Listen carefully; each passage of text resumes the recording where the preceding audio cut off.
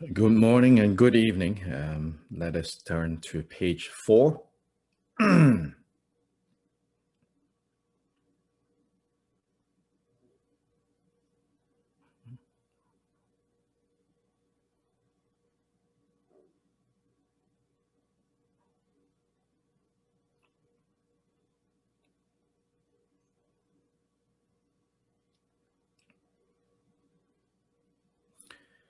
In this space before me, I envision the Buddha, the Lord of Sages, surrounded by unfathomable root and lineage gurus, Buddhists and Bodhisattvas. Dungi namgar dumba tube wampola gor sarju ge lama dan sanje changzen pandu mepe kurne zhu parza.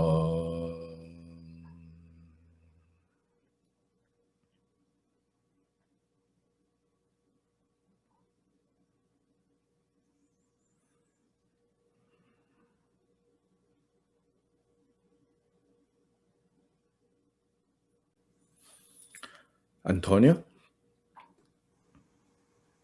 I and all other sentient beings, extensive as a space, take refuge in the root and lineage gurus. We take refuge in perfect Buddhas, the transcendent conquerors. We take refuge in the holy Dharma, free from attachment to peaceful nirvana. We take refuge in the noble assembly of bodhisattvas, endowed with realization and liberation. Tadan Jowa Margya Namge Tadan Nyampe Senchen Tamje Zawa Dang Gyube Lama Namla Gyapsu Jiwa Sobe Sanje Chum Dende Namla Gyapsu Jiwa Shiva Chadya Tampe Cho Namla Gyapsu Jiwa Ridro Niden Gyase Pabe Cho Namla Gyapsu Jiwa Tadan Jowa Margya Namge Tadan Nyampe Senchen Tamje Tsawa tang kyube lama namla gyabzu jiwo sobe sanje chom dende namla gyabzu jiwo shiva chadra dambe jo namla gyabzu jiwo ridro niden gyase pabe zo namla gyabzu jiwo nadan rowa margya namge tada nyampe senjen tamje tsawa tang Gyube lama namla gyabzu jiwo sobe sanje chom dende namla gyabzu jiwo shiva chadra dambe cho namla gyabzu jiwo ridro niden gyase pabe cho namla gyabzu jiwo.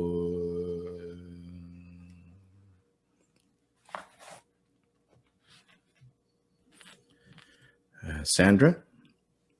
May all mother sentient beings who have not realized that a self and all appearances are by nature dharmadhatu have happiness and the causes of happiness. May they be free from suffering and the causes of suffering.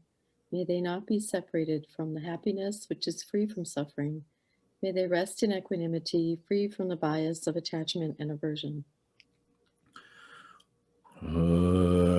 Dada nangwa tamche jugi yingi rangshin yinpa la de dharmatu be semjen tamche dewa dan tewe kindan tempra kyuji tungyao dan tungyao ki gyudan dewa gyuji tungyao mepe dewa dhame dewa gyuji nirin chadang nidan dewa tanyon la napra gyuji Dada nangwa tamche jugi yingi rangshin yinpa la de dharma tobe semchen tamche dewa dhan dewe gyundan dambra gyuji tungyao dhan tungyao ki gyudan dewa gyuji tungyao mepe dewa dhame dewa gyuji nirin chadang nidan dewa tanyon la nebra gyuji dada nangwa tamche jugi yingi rangshin yinpa la de dharma tobe semchen tamche dewa dhan tewe gyundan dambra gyurji dungyao dan dungyao ki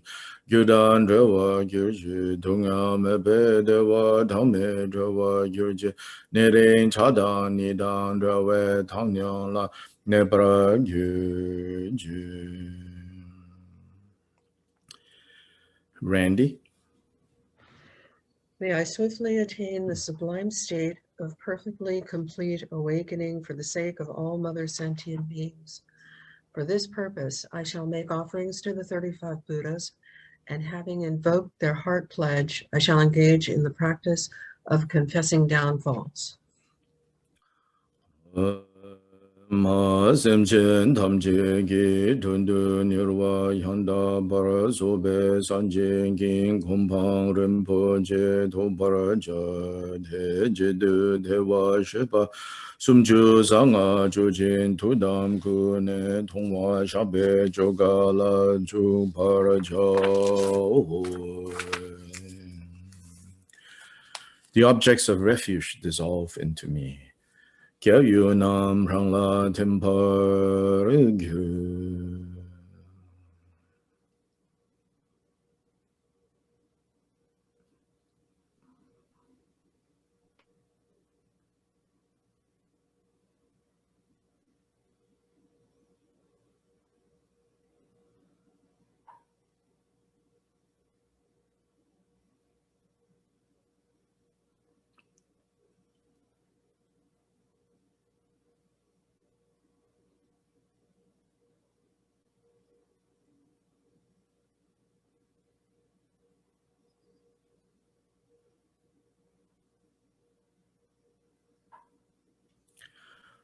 Continuing on this page, actually, we'll do the blessing of the offerings and cleansing of the physical space in order to prepare for the arrival of the 35 Buddhists, so to say.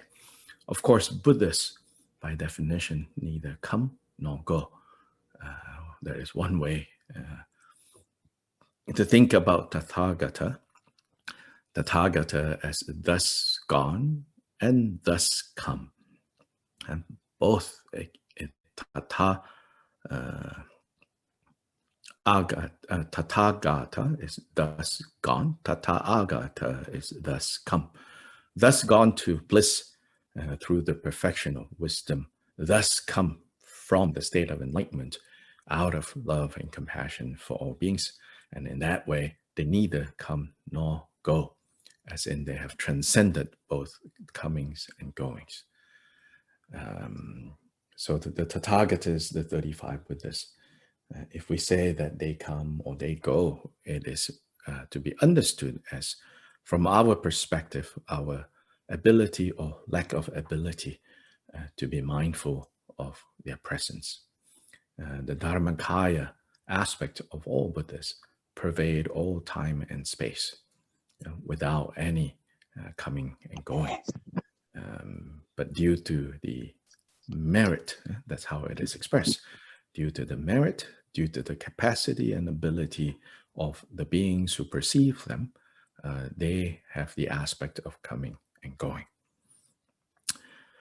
Now, the middle of page 6, by the truth of the three jewels, by the blessings of all Buddhas and Bodhisattvas, by the great power of the fully completed two accumulations, and by the force of the inconceivable and utterly pure nature of Dharmadhatu, all faults and defects of the entire ground of this abode, such as chunks of dirt and stone, gravel, unevenness and crookedness, are dispelled. Even like a palm, it is extensive and vast, and is carpeted with the fine sand of various jewels, filled with flowers, medicine, bathing pools, which fulfilling jewel trees, streams of scented water, the reverberating sound of dharma, and so forth. It is utterly pure, like the Buddha field of Sukhavati.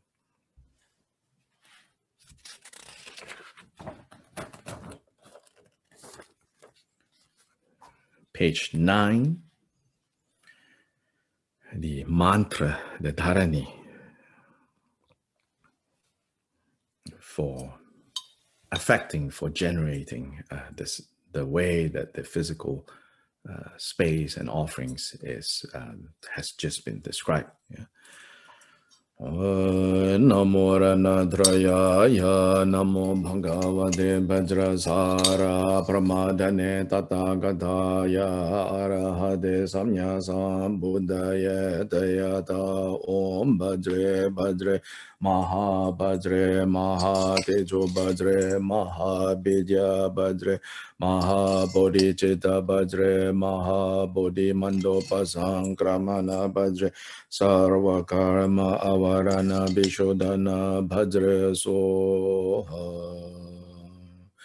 Namo Ranatrayaya Namo Bhagavate Vajrasara Parmadhane Tathagataya Arahate Samya Sambuddhaya Dhyada Om Bhajre Bhajre Maha Tejo Bhajre Mahabidya Bhajre Mahabodhicitta Bhajre Mahabodhi Mandopa Sankramana Bhajre Sarva Karma Avarana Bishodhana Bhajre Soha Namo Ranatrayaya Namo Bhagavate Bhajra Sara Paramadhane Tathagataya Arahate Samya Sambuddhaya Teyata Om Bhajre Bhajre Maha Tejo Bhajre Mahabidya Bhajre Mahabodhicitta Bhajre Mahabodhi Mandopa Sankramana Bhajre Sarva Karma Avarana Vishodhana Bhajre Soha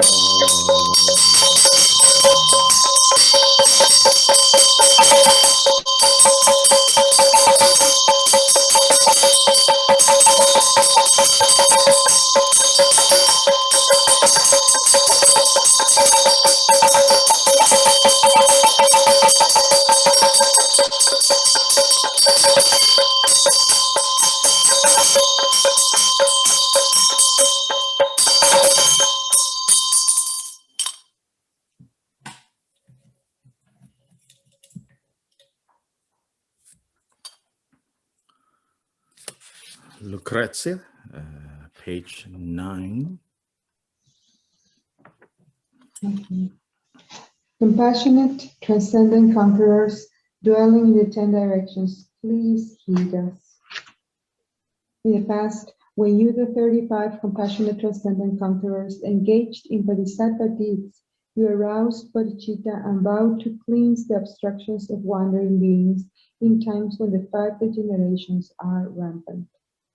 Following this pledge, in order to protect us, helpless wandering beings, today we invite you to safeguard and stand by us as our last resort. Having come, regard us with eyes of compassion and purify our faults and downfall. Please come and cause our store of merit to increase.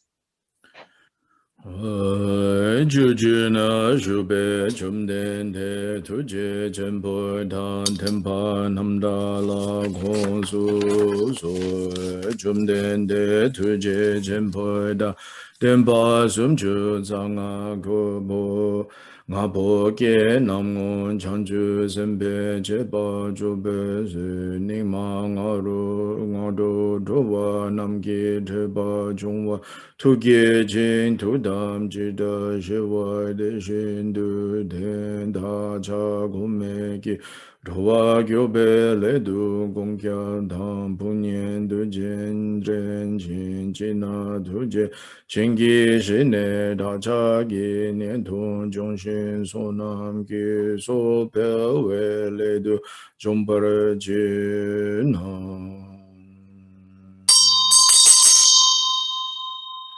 Continuing on at the bottom of page 10, Mahamuni in this place and time, please come here, exalted one. Holy one, please come here. Omniscient ones, please come here. Mahamuni, for the sake of others, chief of humans, please come here. Omniscient ones among humans, please come here. Born in the lotus pond of moral discipline and suffused with water of perseverance, your disciples gather around you like bees, lotus sages, please come here.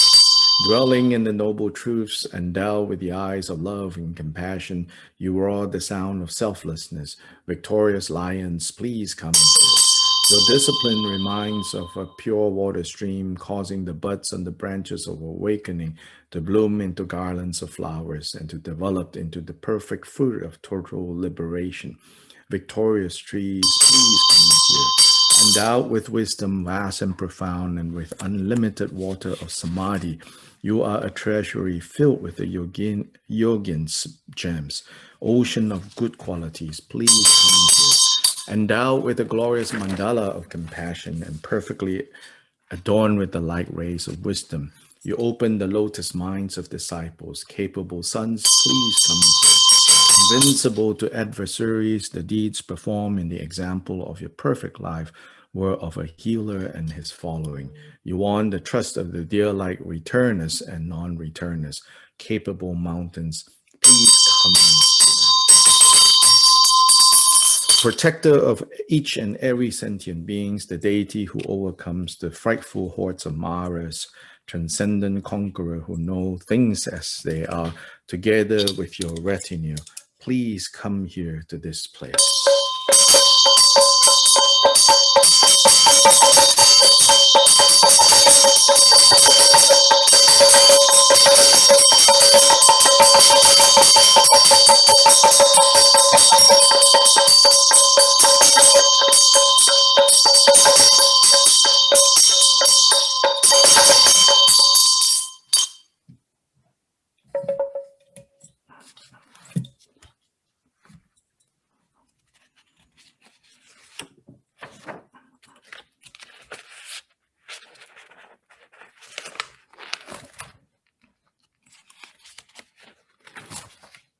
Bottom of page 22.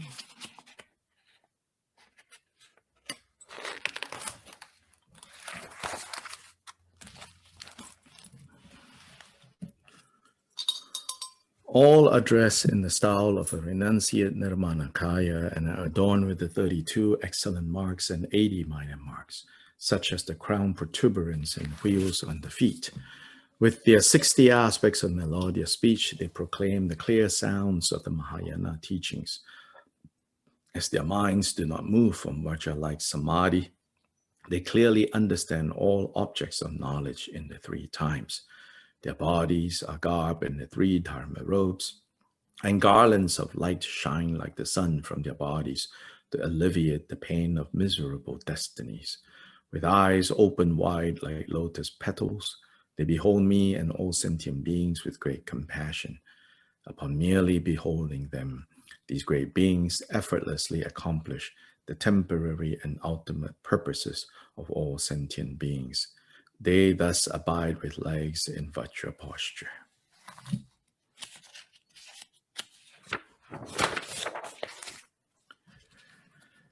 Please now take a few moments to let body and mind settle, to settle evenly.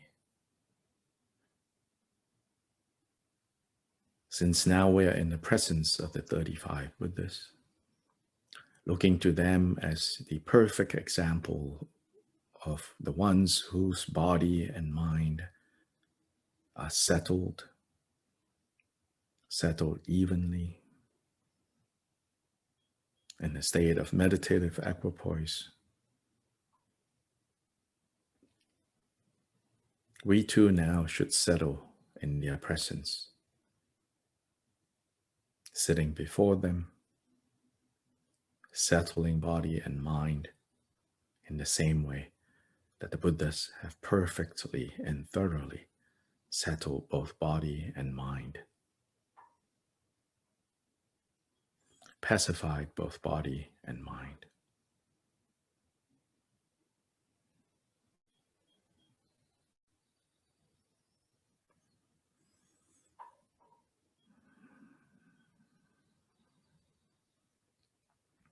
Breathing in with clarity, breathing out with openness.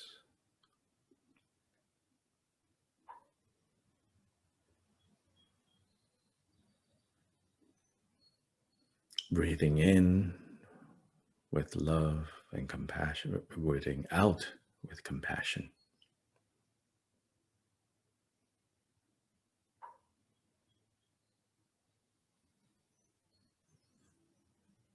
breathing in the experience of being reinvigorated, breathing out the experience of being relaxed and letting go.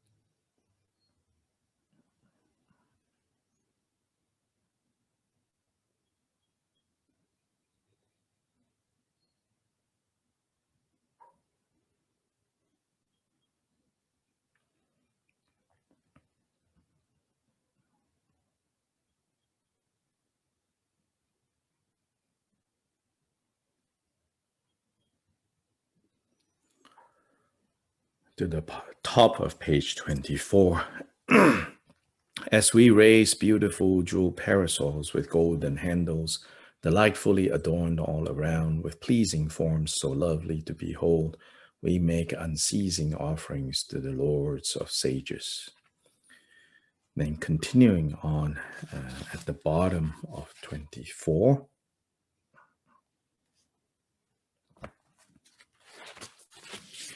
To the Bhagavan, the Tathagata, the Arhat, perfectly complete Buddha, the one with perfect knowledge and conduct, the Sugata, knower of the world, the guide who tames beings, the unsurpassed one, the teacher of gods and humans, the peerless king of Shakyas, I prostrate fully, bowing my head to your dustless, immaculate feet.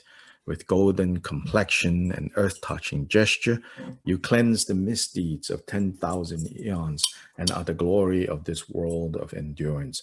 Homage to the Supreme Guide Shakyamuni. Omar?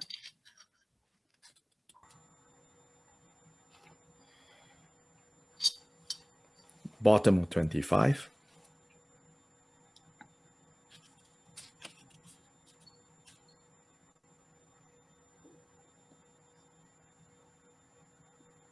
If you are reading, we cannot hear you. Bottom of page 25. Yes, sorry. With blue complexion, holding a varja in both hands, you cleanse the misdeeds of 10,000 eons, and are the glory of the essence of space, realm above. Homage to the one who has fully conquered with varja essence. Next, Claudia. With white complexion, holding a Vajra and sun, you cleanse the misdeeds of 25,000 eons and are the glory of the jewel-endowed realm in the east. Homage to jewel radiating light, who clears away darkness.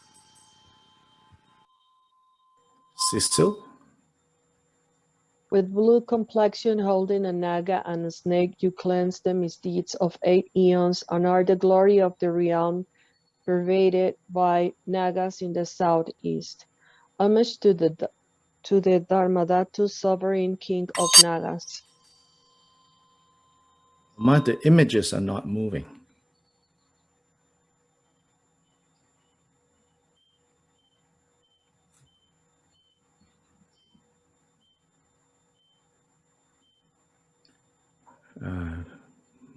Keep moving. We're already a few Buddhas ahead. We're now in number 5.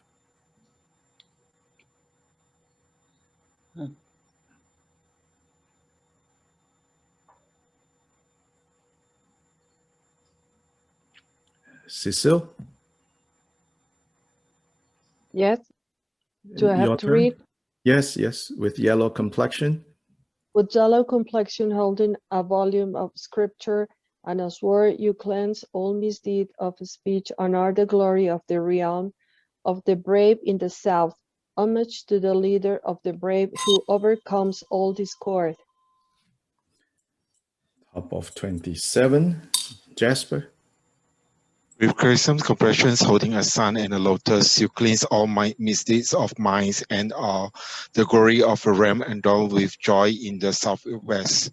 Homage to glorious joy who delight in the Dharma. With red compressions, Next, Elena. With red complexion holding a jewel and fire spear, you cleanses the misdeed of causing of shame in the Sangha and are the glory of the realm endowed with luminosity in the west. Homage to the persevering, jewel fire.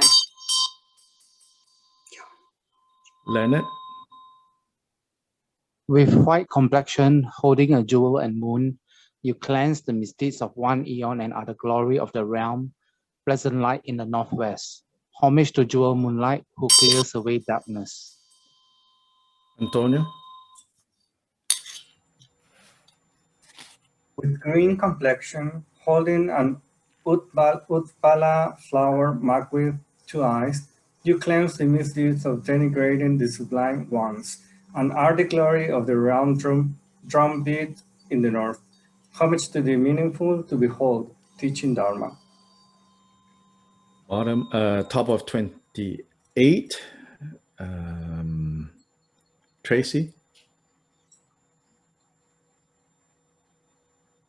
With light green complexion, holding a jewel and lotus, you cleanse the misdeeds of the inexpiable act of killing one's mother, and are the glory of the realm radiant light in the northeast.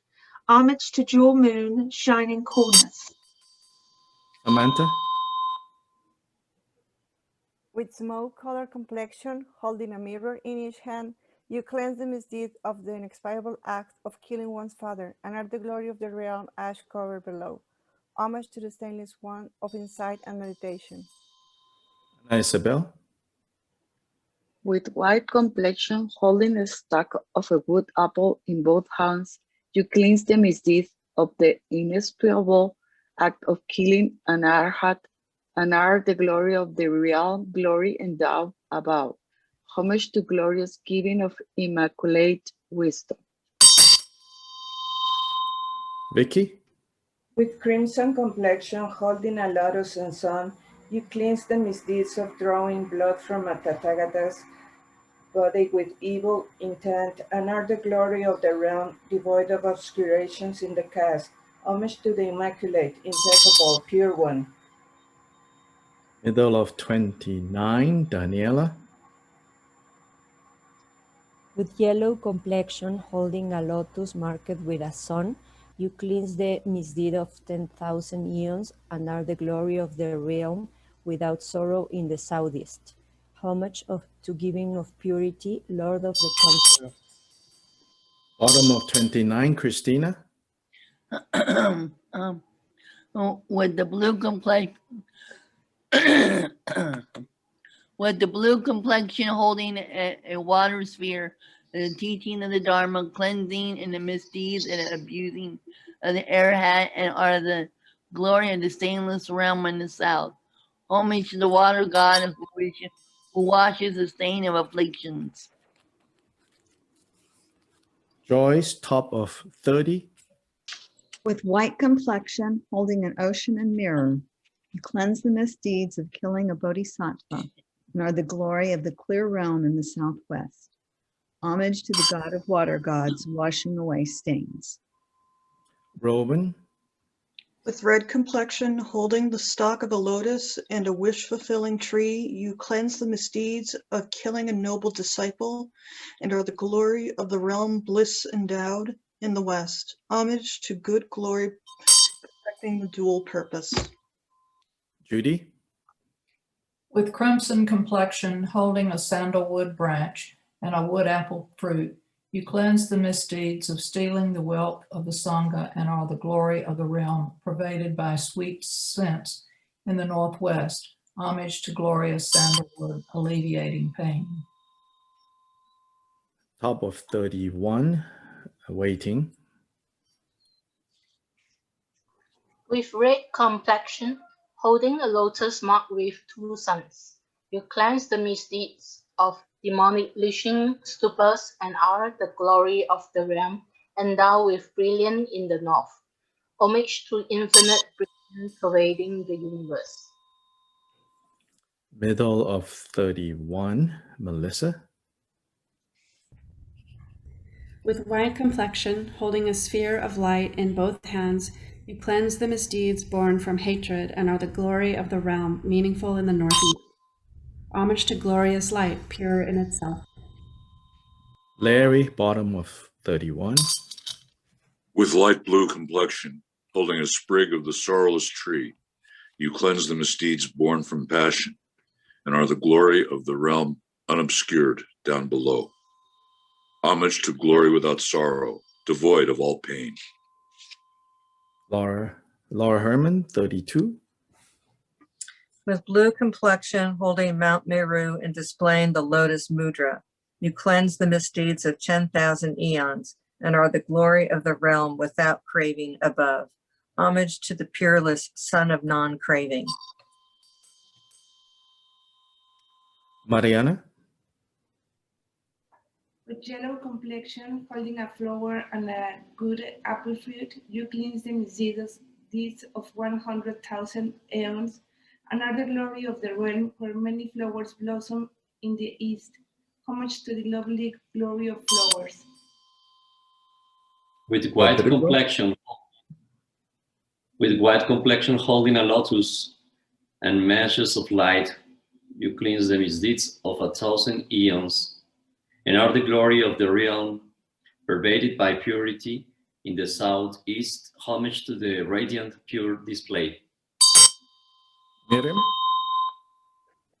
With red complexion, holding a lotus and sun, you cleanse the misdeeds of 7 eons and are the glory of the realm lotus endowed in the south. Homage to display of lotus light. Ana Elisa. With red complexion, holding a wish-fulfilling jewel in both hands, you cleanse the misdeeds born from habitual imprints and are the glory of the realm with jewels in the southwest. Homage to the glory of wealth, rich than the rest. Alexander. With yellow complexion, holding a scripture and sword, you cleanse all misdeeds of the body and are the glory of the realm, clarity out in the west. Homage to the glory of mindfulness of body, feelings, mind, and dharmas. Kimberly, bottom of 33. Okay. With green complexion, raising a crown in both hands, you cleanse the misdeeds of disrespecting the Buddha and are the glory of the realm without names in the northwest. Homage to widely renowned glorious name. Top of page 34, David. With yellow complexion, holding a jeweled crown ornament and a victory banner, you cleanse the misdeeds born from jealousy and are the glory of the realm, clear power in the north. Homage to the victory banner that crowns the sovereign. Ana Santos. With white complexion, displaying the earth-touching mudra, you cleanse the misdeeds of inciting others to crime and are the glory of the unfolding realm in the northeast. Homage to the glorious one who fully subdues. Josh, bottom of 34. With black complexion, holding armor and a sword, you cleanse the misdeeds born from pride and are the glory of the realm, free of afflictions below. Homage to the sublime victor in battle. Fabiola, top of 35. With white complexion, displaying the earth-touching mudra and the mudra of bestowing protection, you cleanse the misdeeds born from slander and are the glory of the realm, glory endowed in the East. Homage to the one gone beyond through complete victory. Antonio? With yellow complexion, holding a sun and a jewel, you cleanse the misdeed born from rejoicing in the misdeed of others, and are the glory of the realm illuminating array in the south. Homage to glorious illuminating array. Sandra, bottom of 35. With red complexion, holding a jewel and lotus, you cleanse the misdeeds of abandoning the holy Dharma and are the glory of the realm, the glory endowed in the West. Homage to all subduing lotus jewel. Randy?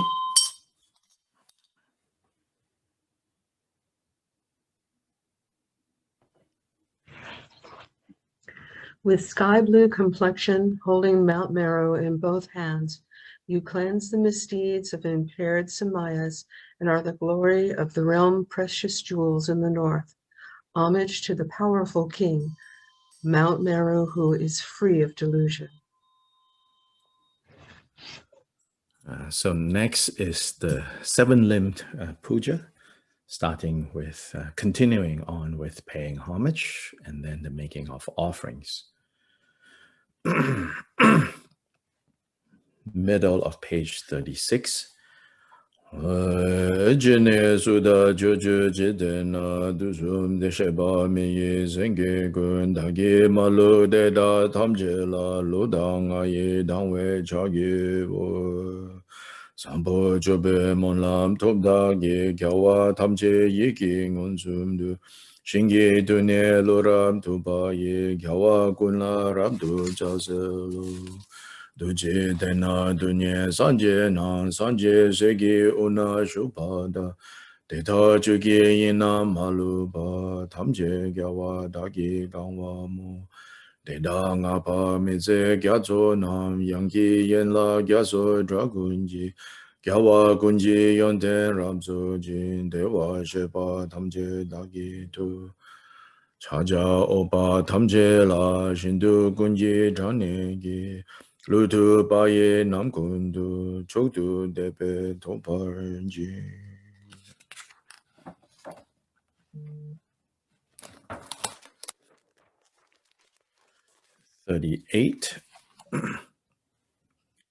Second line from the top on page 38.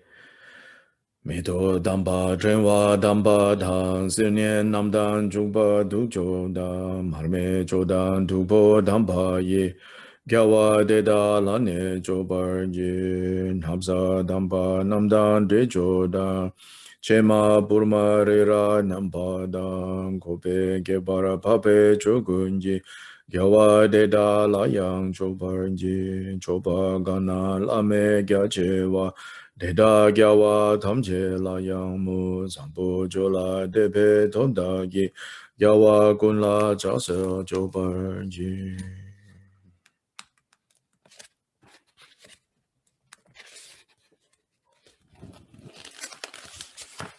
Page 48. These are the remainder of the five other parts of the seventh part, starting with the confession, rejoicing, confessing, rejoicing, requesting the Buddhists to teach, imploring them not to dissolve into nirvana, to demonstrate nirvana, and then dedicating merit.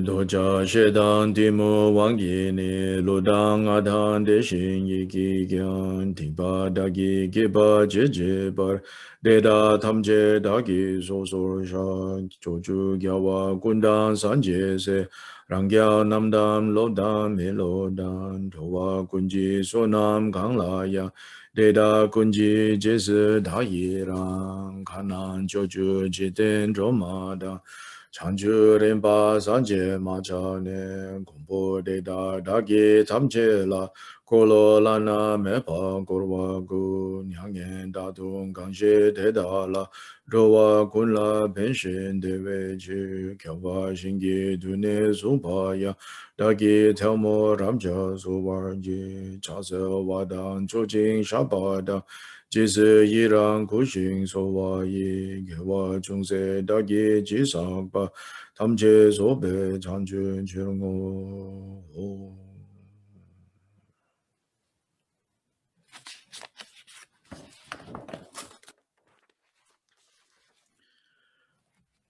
Top of page 50.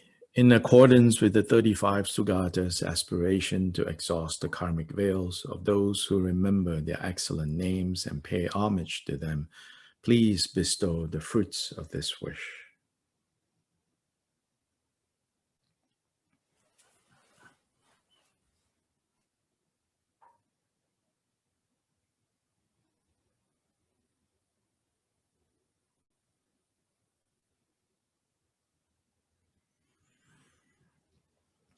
Again, take a few moments to check in with body and mind.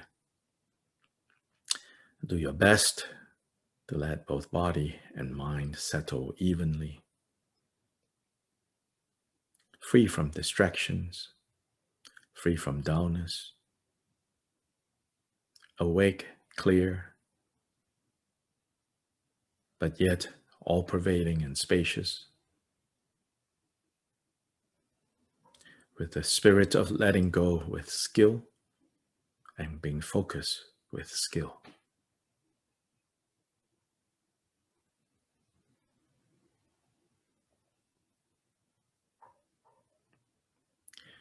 Not a letting go that leads to a scattered mind or a dull presence,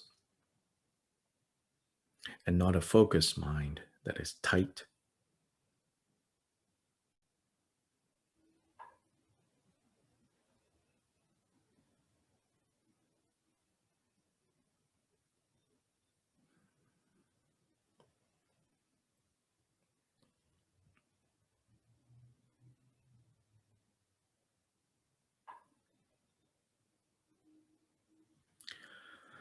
Now we start the main practice.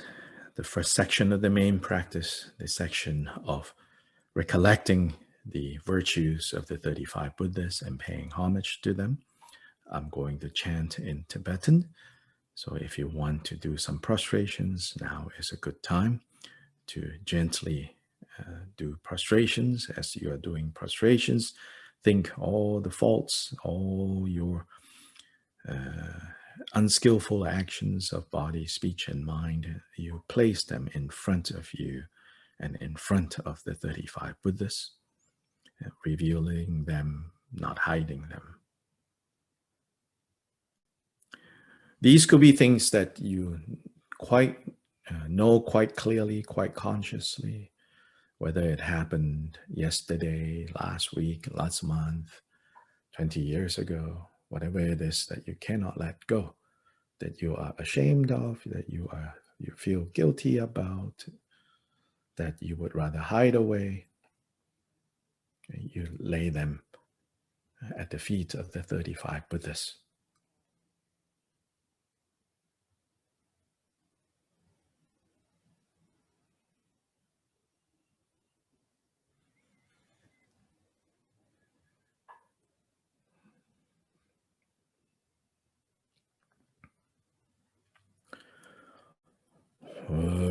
Zemchen tamche taba lama la gyabzu jiwo zanje la gyabzu jiwo jola gyabzu jiwo genden la gyabzu jiwo jum dende deshin shepa drajomba yanda bara sobe zanje shakya toba la jazalo doje nimpo rabdu jomba la jazalo rinchen odro la jazalo lu wangi gyabo la jazalo Pavo de la jazalo, Berge la jazalo, Rinchen me la jazalo, Rinchen dao la jazalo, Tongwa donyon la jazalo, Rinchen dawa la jazalo, Dima me ba la jazalo, Pajin la jazalo, Tsamba la jazalo, Tsambe jin la jazalo, Chu la jazalo, Chu he la jazalo, Belzang la jazalo, Zenden bella jazalo, Ziji taye la jazalo, Obella jazalo, Nyange mepe bella jazalo, Semegi pula jazalo, Meto bella jazalo, Deshin sheba zambe oze namba roba ngombara gemba la jazalo, Deshin sheba beme oze namba roba ngombara gemba la jazalo, No bella jazalo, Tembe bella jazalo, Zembe shindu yandra la jazalo, Wampo dogi gyazengi, Gyabo la jazalo, Shindu nambara nombe bella jazalo, Yule shindu nambara gyawa la jazalo, Nambara nombe shebe bella jazalo, Kunene angwa gobe gyaba, Be bella jazalo, Rinjen bema nambara nomba la jazalo, Deshin sheba drajumba, Yanda bara zobe sanje rinpoche, Pema la rabdu shubari, Wangi gyabo la jazalo. All these and all the Tathagatas, Arhats, however many perfectly complete Buddhas abide in all the worlds of the 10 directions, and all the Buddhas, transcendent conquerors who prevail in this world, please heed us. The whole page of 54. Claudia, could you read page 54? In these and former lives without beginning, in all the states of birth within samsara, I have committed evil deeds. I have instigated others and found joy in their crimes. I have stolen the wealth of stupas, the Sangha community, and the Sangha of the 10 directions. I have incited others to steal and found joy in their thefts. I have committed the 5 immediate sins, have incited others to commit them, and have found joy in their downfalls. I have fully entered the path of engaging in the 10 unwholesome deeds, have incited others to enter it, and have found joy in their submission. 55, Leonard. Obscured by all these karmic veils, I and sentient beings have gone to hell, have gone to the birthplaces of animals, have gone to the worlds of hungry ghosts, have taken birth in savage places, as barbarians, as long-lived gods, and as humans with impaired sense faculties. I have turned to corrupted views and karmic obscurations from having failed to please the Buddhas I encountered. In the presence of the Bhagavan Buddha wisdom mind, before their eyes, in their witness, before the authentic ones, the all-knowing ones, the all-seeing ones, I disclose all these karmic obscurations. I declare them, I shall not hide them, and hereafter I shall sever and bind them. Page 56, Daniela. All Buddhas, transcendent conquerors, please heed me. I gather all the roots of virtue I have accumulated in cyclic existence through having acted generously towards another samsaric sentient being, even only offering a mouthful of food to those born in the animal realm. Together, any root of virtue from having guarded moral discipline, any root of virtue having practiced pure conduct, any root of virtue from having brought sentient beings to full maturity, any root of virtue from having given rise to bodhicitta, the mindset on supreme awakening. Page 57, Larry.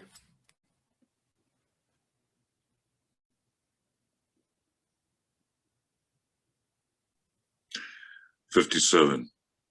Yes. And any root of virtue from unsurpassed primordial awareness accumulated in this and former lives without beginning within samsara, all these I dedicate them perfectly, supremely, most supremely and sublimely towards unsurpassed, perfectly complete awakening. Just as the previous Bhagavan Buddhas perfectly performed dedication, and just as the Bhagavan Buddhas who have not yet appeared will perfectly perform dedication, and just as the present Bhagavan Buddhas perfectly perform dedication, likewise shall I perform perfect dedication. I confess each and every wrongdoing and rejoice in all merit. 57, Lucrezia. 58, sorry. Yes.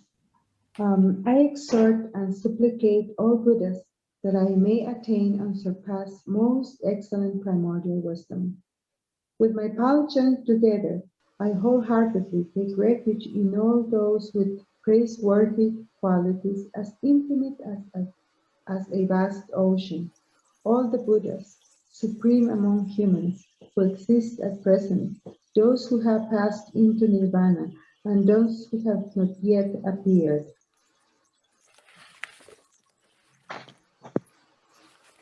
Now back to page 50.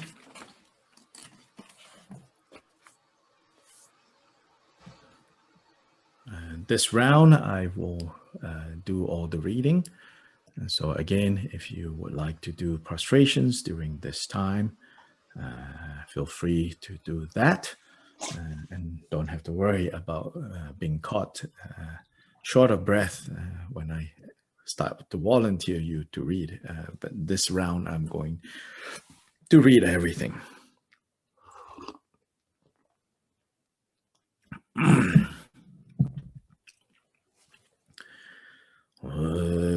Zemjen tamje tabala lama la gyabzu jiwo zanje la gyabzu jiwo jola gyabzu jiwo genden la gyabzu jiwo chum dende deshin shepa da jumba yanda para sope sanje shakya doba la jazalo doje nimpo rabdu jumba la jazalo rinjen otro la jazalo Lo wangi gyabo la jasa lo pao de la jasa lo pel ge la jasa lo rinche me la jasa lo rinche da o la jasa lo tongwa tongyo la jasa lo rinche da wa la jasa lo Drima me pa la jasa lo pa jin la jasa lo changpa la jasa lo changpe jin la jasa lo chul ha la jasa lo Chul he la la jasa lo, bel zang la jasa lo,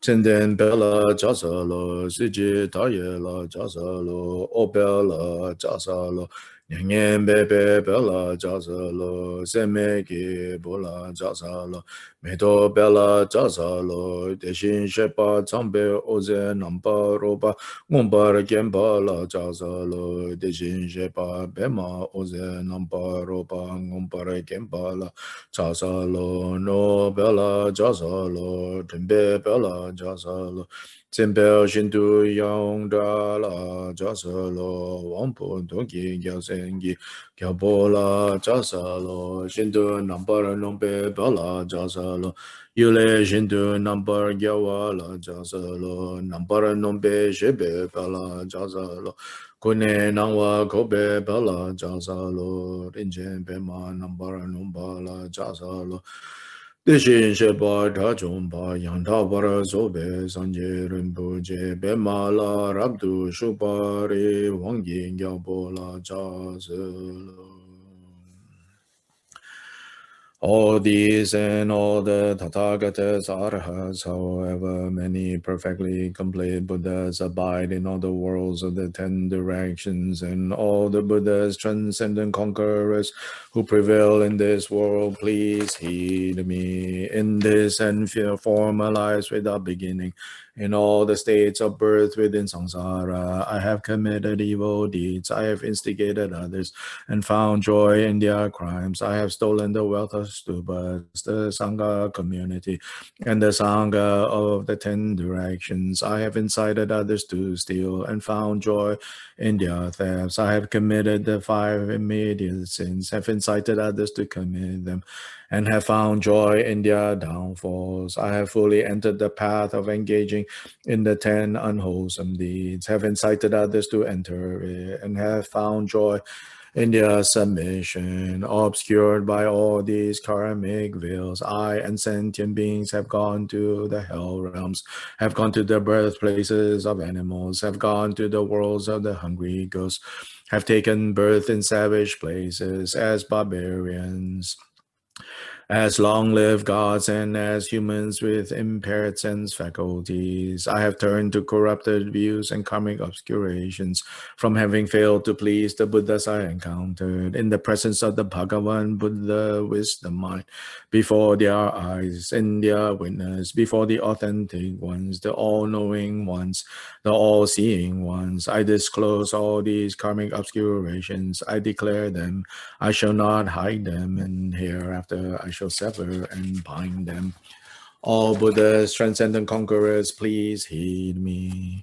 I gather all the roots of virtue I have accumulated in cyclic existence through having acted generously towards another samsaric sentient being, even only offering a mouthful of food to those born in the animal realm, together with any root of virtue from having guarded moral discipline, any root of virtue from having practiced pure conduct, any root of virtue from having brought sentient beings to full maturity, any root of virtue from having given rise to bodhicitta, the mind set on supreme awakening, and any root of virtue from unsurpassed primordial awareness accumulated in this and former lives without beginning within samsara. All these I dedicate them perfectly, supremely, most supremely, and sublimely towards unsurpassed, perfect, complete awakening, just as the previous Bhagavan Buddhas perfectly performed dedication, and just as the Bhagavan Buddhas who have not yet appeared will perfectly perform dedication,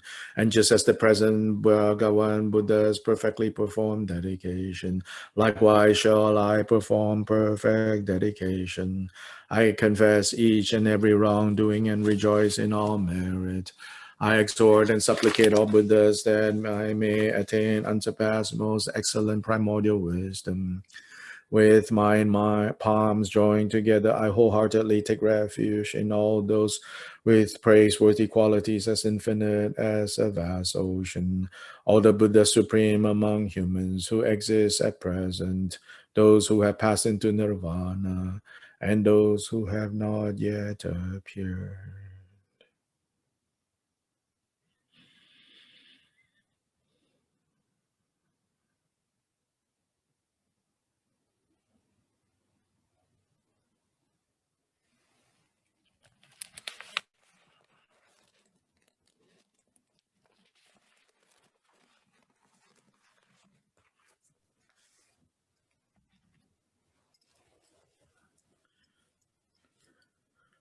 Now again, going back to page 50.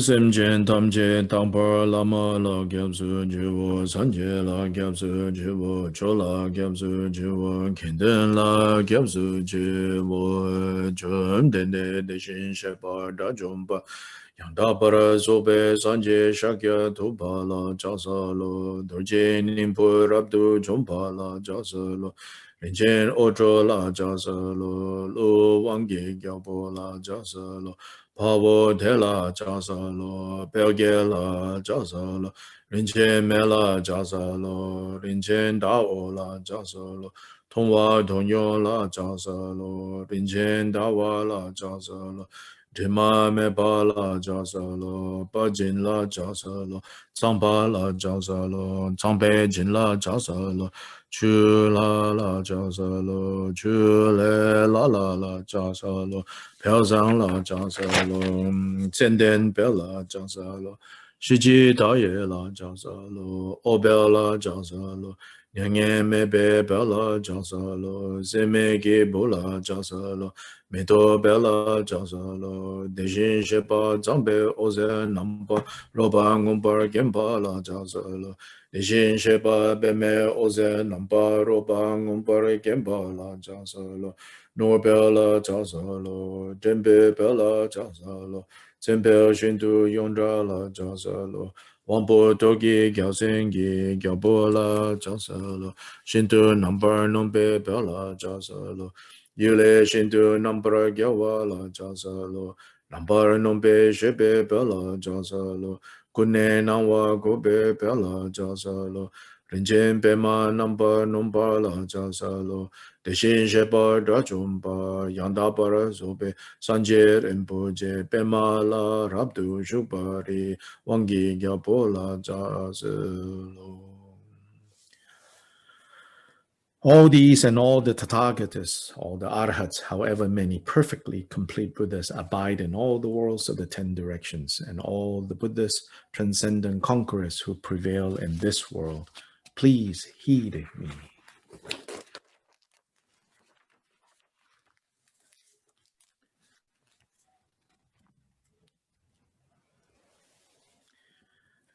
Tracy, if you are there, please unmute, page 34. In this, you mean 54? 54, yes. Okay. In this and former lives without beginning, in all the states of birth within samsara, I have committed evil deeds. I have instigated others and found joy in their crimes. I have stolen the wealth of stupas, the Sangha community, and the Sangha of the 10 directions. I have incited others to steal and found joy in their thefts. I have committed the 5 immediate sins and incited others to commit them and have found joy in their downfalls. I have fully entered the path of engaging in the 10 unwholesome deeds, have incited others to enter it, and have found joy in their submission. Page 55, Sandra. Obscured by all these karmic veils, I and sentient beings have gone to hell, have gone to the birthplaces of animals, have gone to the worlds of hungry ghosts, have taken birth in savage places as barbarians, as long-lived gods, and as humans with impaired sense faculties. We have turned to corrupted views and karmic obscurations from having failed to please the Buddhas we encountered. In the presence of the Bhagavan Buddha wisdom mind, before their eyes, in their witness, before the authentic ones, the all-knowing ones, the all-seeing ones, we disclose all these karmic obscurations, we declare them, we shall not hide them, and hereafter we shall sever and bind them. Page 56, Alexander. All Buddhas, transcendent conquerors, please heed me. I gather all the roots of virtue I have accumulated in cyclic existence through having acted generously towards another samsaric sentient beings, even only offering a mouthful of food to those born in the animal realm, together with any root of virtue from having guarded moral discipline, any root of virtue from having practiced pure conduct, any root of virtue from having brought sentient beings to full maturity, any root of virtue from having given rise to bodhicitta, the mindset of supreme awakening, and any root of virtue from unsurpassed... That's good, thank you. 57, Rowan.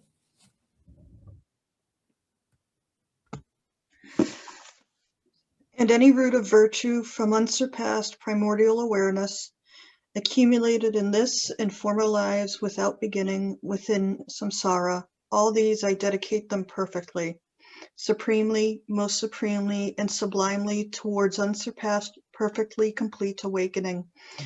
Just as the previous Bhagavan Buddhas perfectly performed dedication, and just as the Bhagavan Buddhas who have not yet appeared will perfectly perform dedication, and just as the present Bhagavan Buddhas perfectly perform dedication, likewise shall I perform perfect dedication. I confess each and every wrongdoing and rejoice in all merit. Top of page 58, Rodrigo.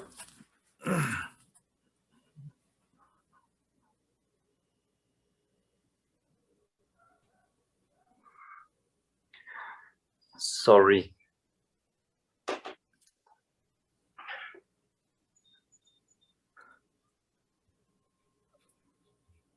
Top of 58. Okay.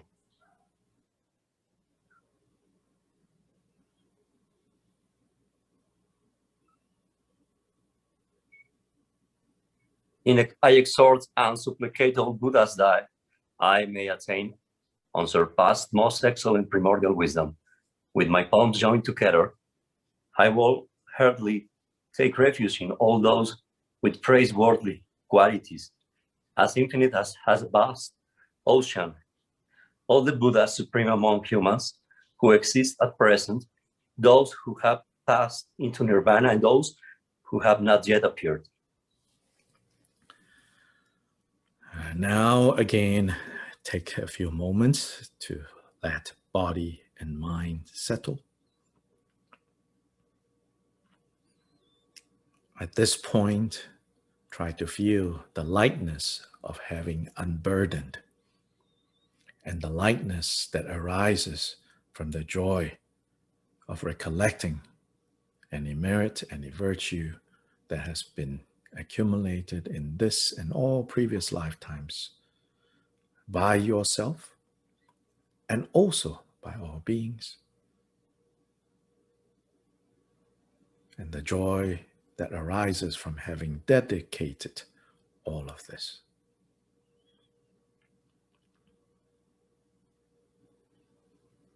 Allows us to settle evenly and at ease, both body and mind.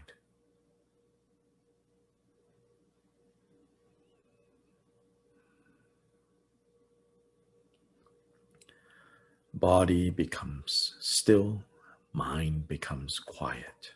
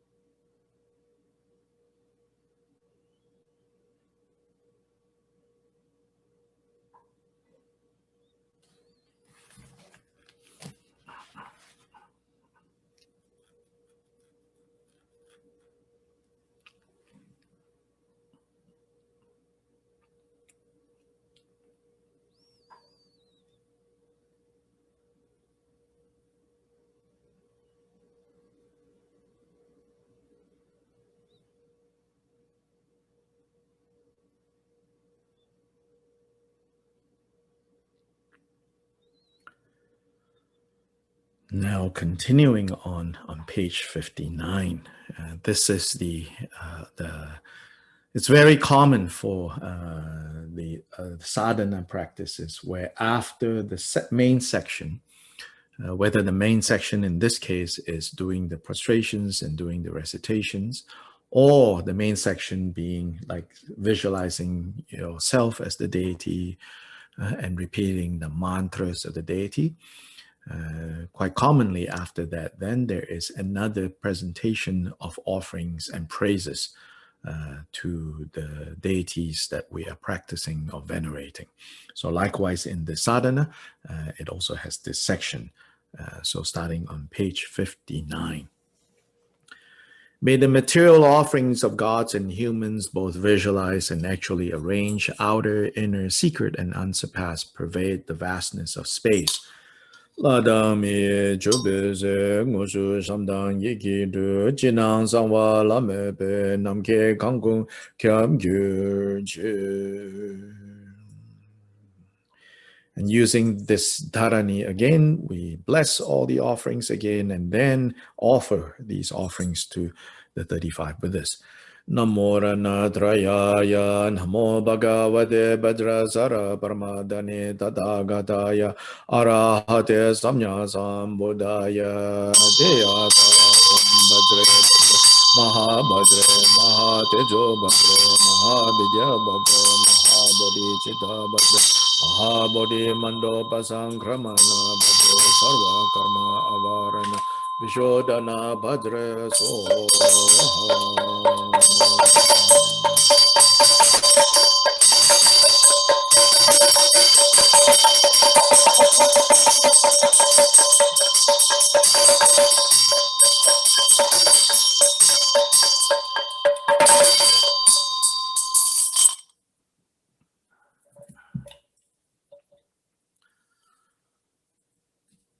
Now, this brief praise, offering of praise to the 35 Buddhists. I'm going to chant this in Tibetan, starting from middle of page 59. Gangi dambo duke ne chanchu cheba chobe se chola gyobara damcha pe drempa kunla chasa lo tupa tonchu ni me duje nimpo rabdu jom rinjen odro lo wangya pawo deche chasa lo pelge rinjen me dao tongwa donyo rinjen da jime pel jin changpa da changjin chula jia se chule la dang pel zang ju chenden pel dang zi cha ta ye o pel nya ge me pel la se me bu je cha se lo me to pel dang sang nam ro pe me o ze ngom bar ge no pel dang ni dren pe pel sen pel yong da je cha se wang boi to da nam bar non yu le nam gya non she pel Kuna rinchen pe ma nun riwang gyao che cha se lo cho yo me to po mar me tri cha sha se ro mo dren pen tu gyao se nap za so cho chen gyao so da gi cho da gi lo dan lon cho da du sun ge be ngo po nan sem chen kun ji dong gi jir gu be ke la burwa gi ku ne zik be chen den ba Yone dhampa ge nam ge dhala sebe nyekong te dagi dida shesu so namo rana traya ya namo om namo bhagavate bhadra sara pramadane tathagata ya arahate samnya sambuddhaya te yata om bhadre bhadre mahabhadre mahatejo bhadre mahabhidya bhadre mahabodhicitta bhadre Mahabodhi Mandopa Sankramana Bhaje Sarva Karma Avarana Vishodhana Bhadre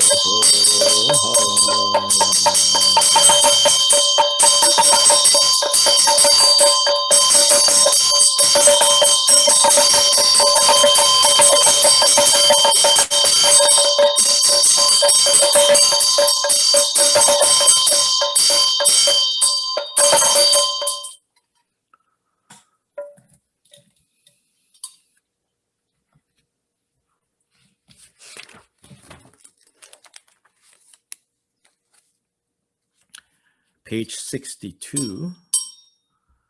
I openly disclose the evil deeds and downfalls that I and other wandering beings have committed and accumulated since time without beginning. I truly confess them from the bottom of my heart and promise to refrain from further evil deeds. I rejoice in all the merits gathered by the Buddhas of the 3 times who have departed, those who now remain, and those who will appear together with their mighty sons, the 2 assemblies of hearers and solitary Buddhas, and so forth. I supplicate you, embodiments of compassion, to consider us helpless wandering beings with love and turn the immaculate Dharma wheel of the profound and vast supreme vehicle. Though having attained the primordial Vajra body, to the eyes of untamed beings, you display the appearances of departing to nirvana. I beseech you, victorious one, do not depart too soon, but remain with us for long. Symbolized by these roots of virtue and the gathering of the 2 utterly pure accumulations of samsara and nirvana, By following your example, may all infinite wandering beings perfect the twofold purpose. Please act according to the pledge you took when you engaged in bodhisattva deeds, and thus purify the negativities and downfalls of myself and other beings. By apprehending your name, by repeating and calling it again and again, I supplicate you to purify, exhaust, and cleanse entirely the negativities, downfalls, and obscurations of all wandering beings. In these evil times, sentient beings' actions are degraded, impure, and unawakened.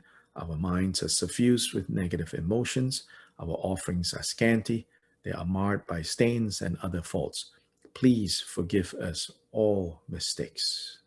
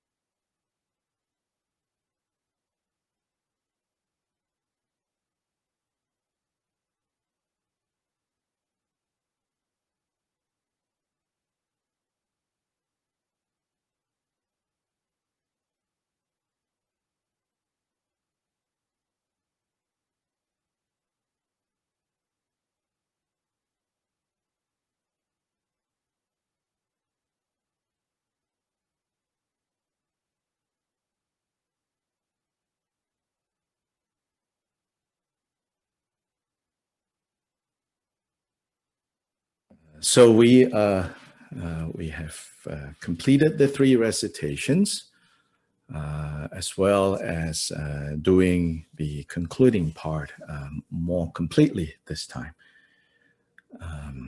And thanks to delivery person, you got to meditate a little longer.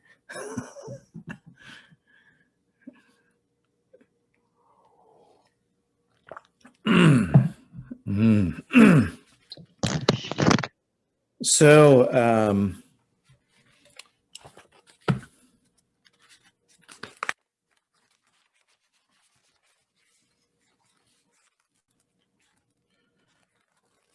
so these past 15 days, we have looked at this practice and gone over, especially the main part of the practice, the sutra in 3 heaps. And before that, importantly, we looked at the way Gampopa expanded on the Sutra of the 4 powers. The Buddha gave a short teaching whereby the 4 powers that are involved in the purification of negative karma is taught. Then Gampopa in the Jewel Ornament of Liberation expanded on that. Yeah, so the 4 powers is the power of regret or remorse, then followed by the power of remedy, and then our footnote there is also restitution is important. Even though in this practice, in these practices, because they're meditative practices, right?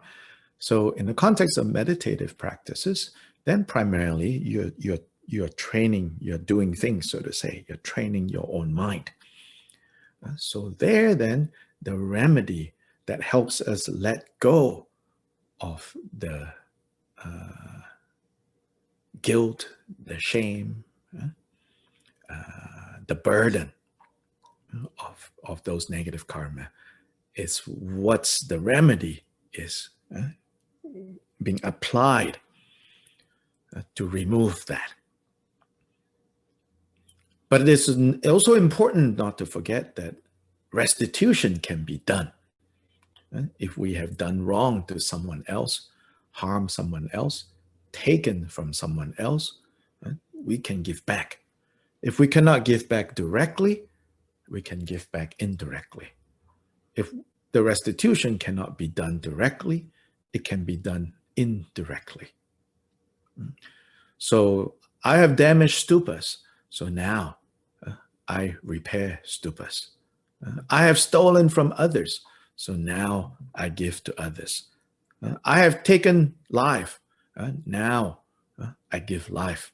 No, don't go make more babies, you know. If I give life, I support life, you know. I have, you know, I have committed, you know, sexual misconduct, betraying people's trust, exploiting others, and now I do the opposite, right? I have lied, you know, now I only speak that which is true. Then that area about speaking or speech, Buddha has some really beautiful teachings from the early collection found. Well, it's also found in the Tibetan canon, but those parts are not translated yet. But these early scriptures, sutras, in the Pali form is well translated at this point. You can look them up on like speech. So I particularly love one sutra where the Buddha talked about how the criterions that we, sort of like how Padru Rinpoche talks about the criterion to weigh in terms of helping others, right? How if it will endanger yourself and you can help others, well, he says, well, take a look at where you are. If you're just a beginner, then don't do it. You need to protect yourself first, so on and so forth.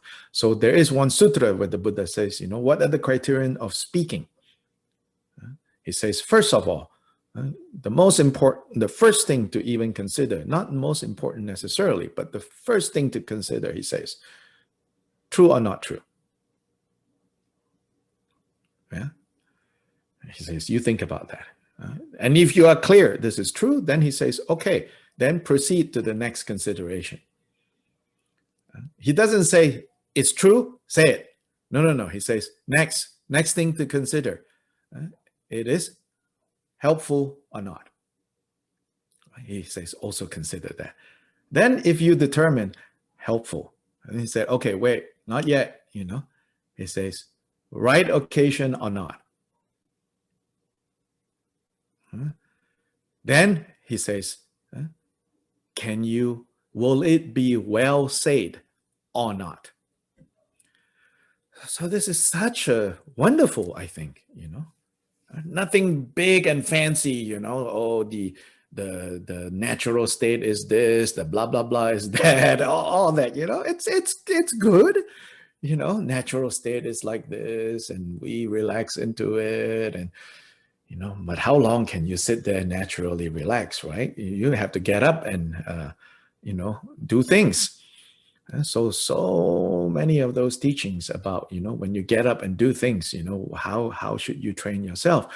So even all this sitting quietly and letting the mind settle and all of that is so that we can maintain a state of awareness when we are needing to speak, when we are needing to act, when we are needing to walk around and interact with others. And when interacting with others, for the most part, the karma of speech is the most busy one. Yeah, the karma of speech is the most common one. When we meet with people, you know, we don't necessarily do anything to them in particular. Hopefully, you know, not like trying to harm them or trying to steal from them or trying, you know, to violate them, you know. We don't find ourselves in situations like that so much. But whenever we meet with someone else, inevitably, speech comes to the foreground. So then speech becomes really an important karma to consider. True or not true? First. Helpful or not helpful? Second. Right or not right time? Then can it be said in a way that is that is appropriate or not? Not easy, you know, to get all 4 criterion in, but in that order is important. So that means the Buddha said also, you know, if it is not true, you know, then don't even go down that road anymore. Turn around.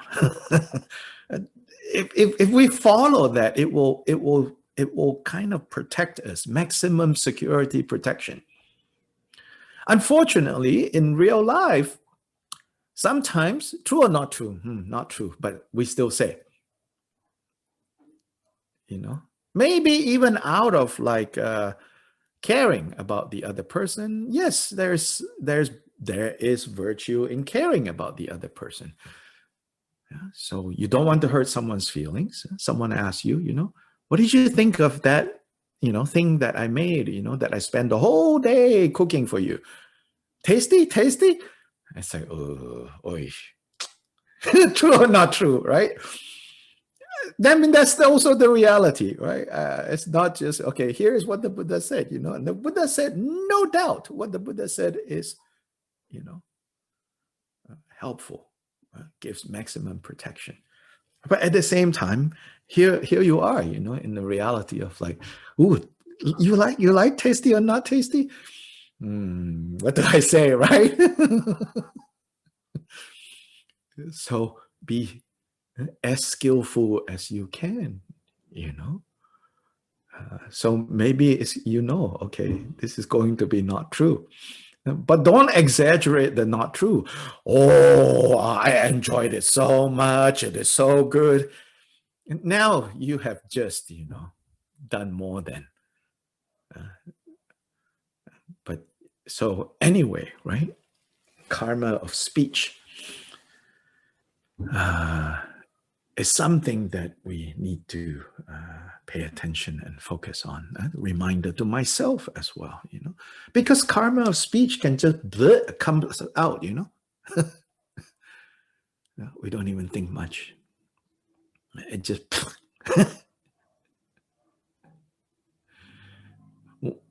one of my principals in high school, he has a very direct and I guess you could say crude way of saying this, but it's stuck in my mind, so maybe it worked, you know. He said, be careful not to suffer constipation of thought and diarrhea of words.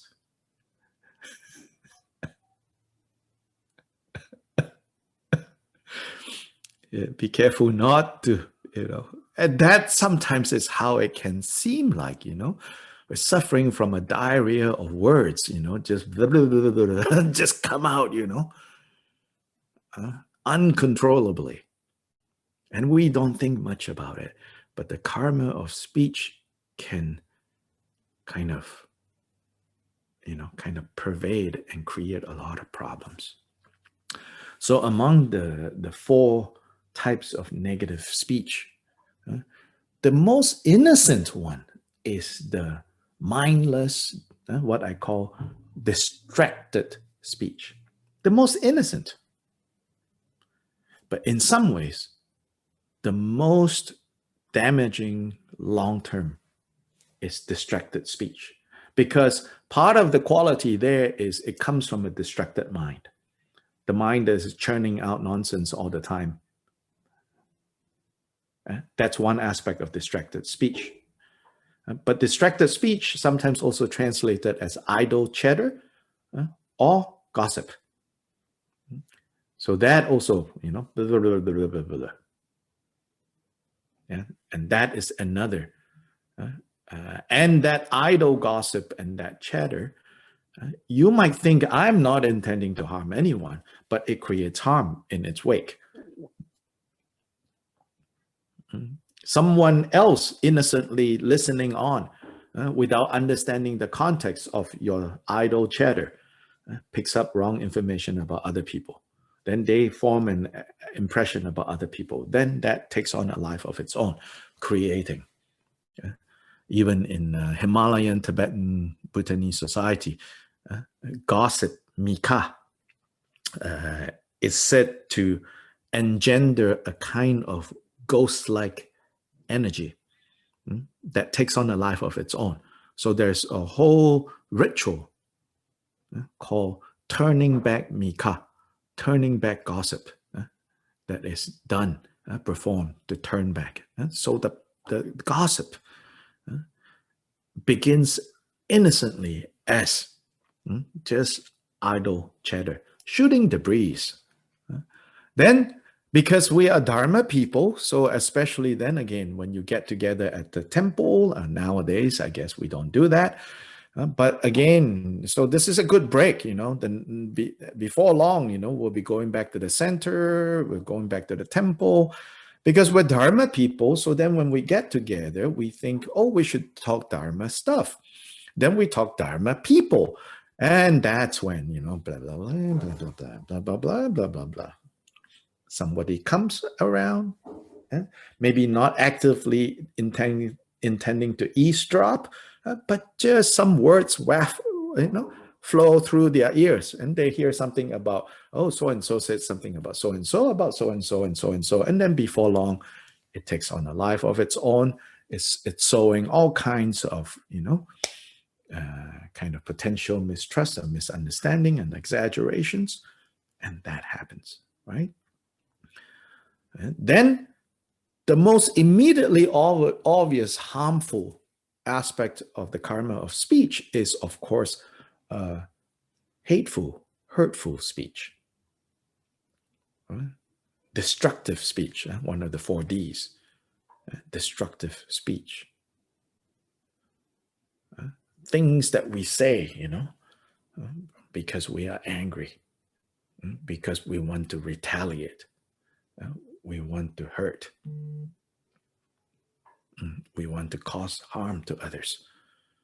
And often even that, if we look back further, that is coming from because we were hurt, we were harmed. Then we get caught in that. And then we think, if I strike back, then I will feel better. So the most immediately harmful would be destructive speech.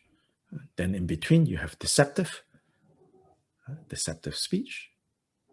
Then kind of divisive speech.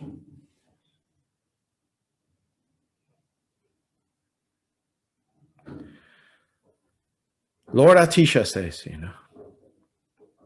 when among others, watch your mouth.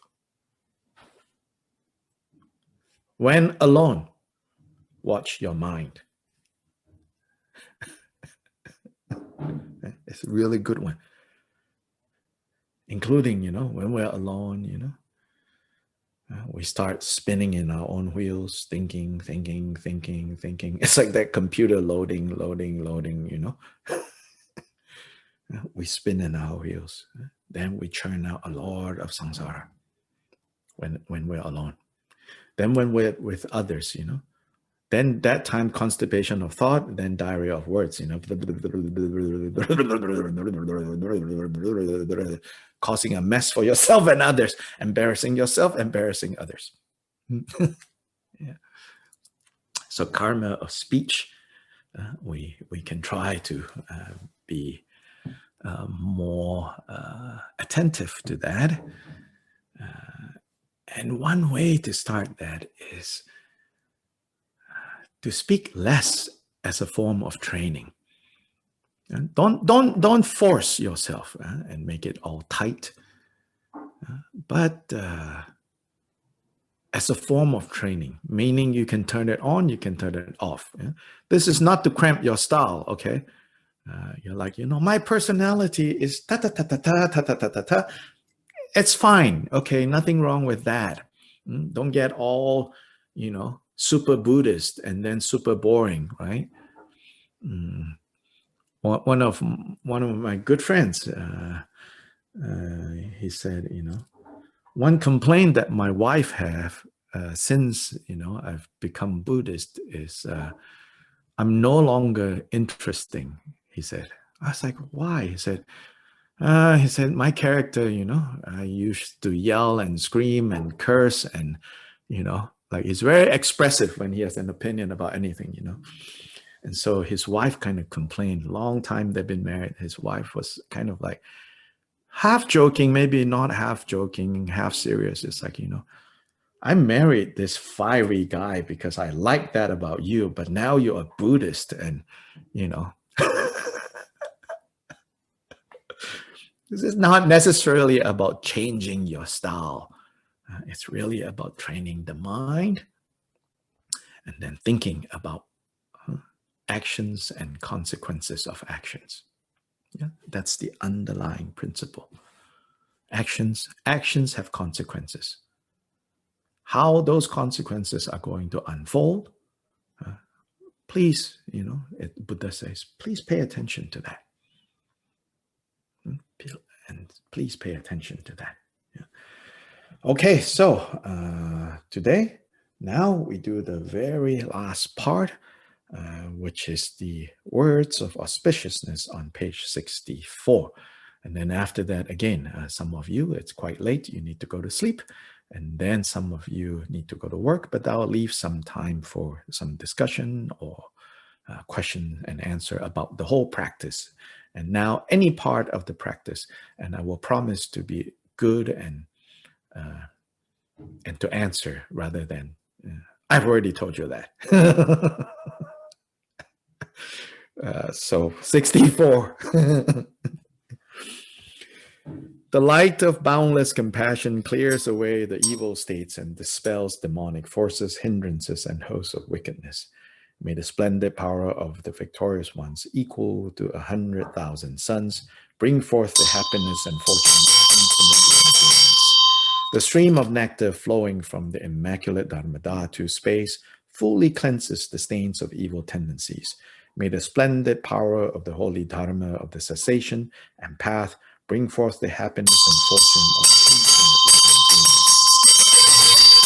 In order to eliminate the endless torment of cyclic existence, you have not abandoned the heavy burden of your vows and aspirations.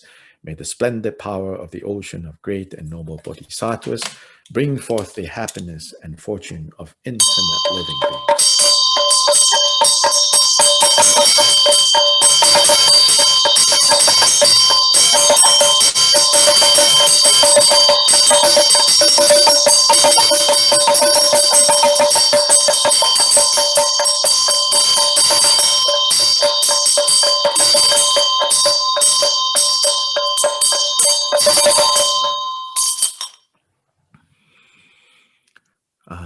Somebody asked about Tamaru. Tamaru, again, different lineages have different kind of emphasis on when and who uses Tamaru.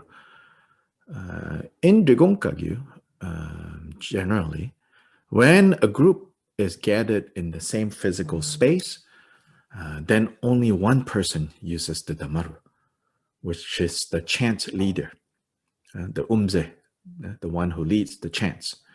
And again, the one who leads the chant is not necessarily the one who sits on the throne. In the West, we have become acquainted to how we've become used to the idea that the one who sits in the middle is the one that leads the chant. That's because often, lamas who go teach don't have chant leaders traveling with them. So then the lama, sitting in the middle, have to do everything. But in the traditional context, the lama who sits in the middle, in fact, often it seems like they're not even chanting along as everything is proceeding. Because in a way, this person sitting in the middle is supposed to you could say, spiritually anchor the whole occasion. And so how they're anchoring it is in their presence and in their visualizations, in their meditations, in the stability of their mind. Right? So that's like their role. Then there's the chant master, there's the ritual master, there's the disciplinarian, there's so all of that. And so the chant master, the umze, he's like the conductor of the whole. He's the conductor. So the conductor, in part, uses the damaru to conduct. So how he plays the damaru, how long he plays it, the one playing the cymbals is watching. The one playing the big drum is watching. All the ones ringing the bells, it's all watching the one playing the damaru. He is the conductor. How his hand moves, and when he's going like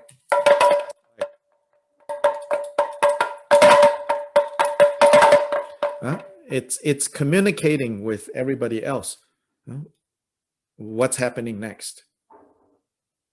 And so it makes sense, especially this is in the Drigong case, only one person, right? You cannot have like everyone be the conductor. So one person is. Yeah. In many Nyingma traditions, everybody uses the damaru. So they have another way for the conductor to indicate to everybody else what's going on. In Gamakagyu also, I think everybody uses the damaru. But in Drigong Kagyu, only one person. Yeah. But then, of course, at home, you are the one person. So then, if you want, it's also good to learn how to use the damaru. Anyway, and I just remembered there was a question asked about damaru usage, and then especially in Drigong Kagyu. So now, aspiration prayer of Sukhavati. A lot of people have passed. The obituaries, at least in the US, pretty long. Used to be 2 columns, now can be 2 pages. Some directly due to COVID, some indirectly. This is just a time where a lot of beings are going through transitions. Then there are smaller passings, while in this body. So for all the passings, for all those transitions, we dedicate with Amitabha Sukhavati prayer. Emaho sanje nangwa taye dang yesu jowo tukje chenpo dang yondu senpa tuche tonamla sanje changsen pame kurki kur deki ngosa bhakdu meba ye dewa chense shawe shinkamde dashen dine sepo girma ta kewa senje bama chuparu Teru kene nante shotong sho deke dagi monlam tabadi choju sanje chongsen tamche ki gekme drupa jinji labdu so daya da benza kriya awa boda naya so ho changju sem chu rinpo che ma ke pa nam ge gyu chi ke pa nyam pa me pa yang gong ne gong du be wer shu.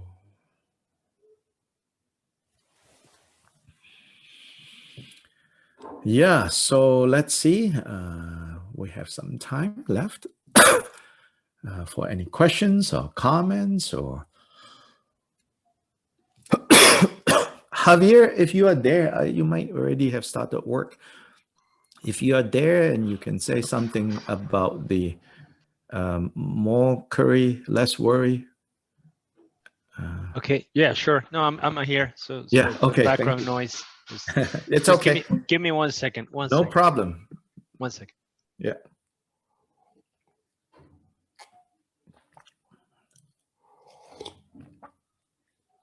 Basically, the more curry, Right, I'm back. less worry project. We're not completely ready to accept your sending of the money yet. So basically, I wanted Javier to give you a preliminary announcement about that. And Sure. So yeah, like Dr. Light pointed out, we're just working on the details of making that space available for everyone to go in and look at the details on the project and make a donation. Also coordinating, let's say, logistics with, for example, Mexico and Guatemala, where we're just going through the details on how to make the donation in those countries, and then that money can be transferred to Urban Dharma, North Carolina. Regarding the U.S., I think we pretty much have it covered.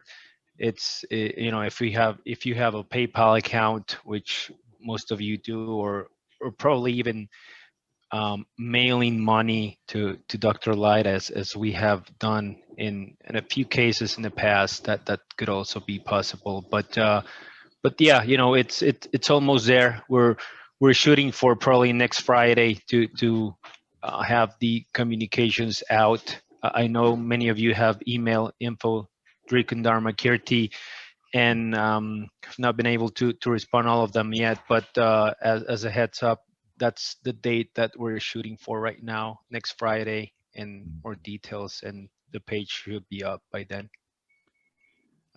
Also in Malaysia, Singapore, I think I have yet to talk to, but I think probably we can do it. We can do it through Body Heart, since we're collaborating on this. So those of you in Malaysia and Singapore, you can make bank transfers to Body Heart Sanctuary, and then eventually.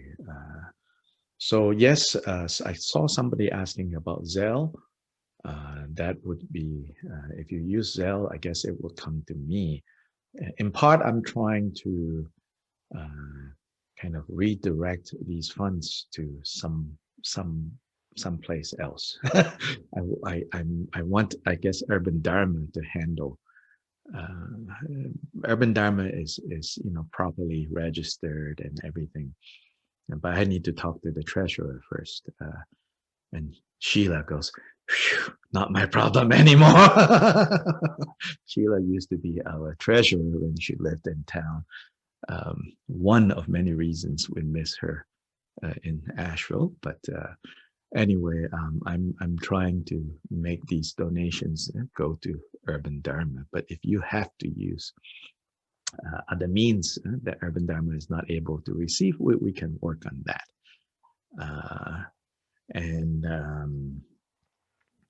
Like, for example, just FYI, Drigong Dharmakirti International Sangha, I'm someone who doesn't like to have a lot of like paperwork and all of that. So we have not, done the paperwork, which can be quite a handful to apply for,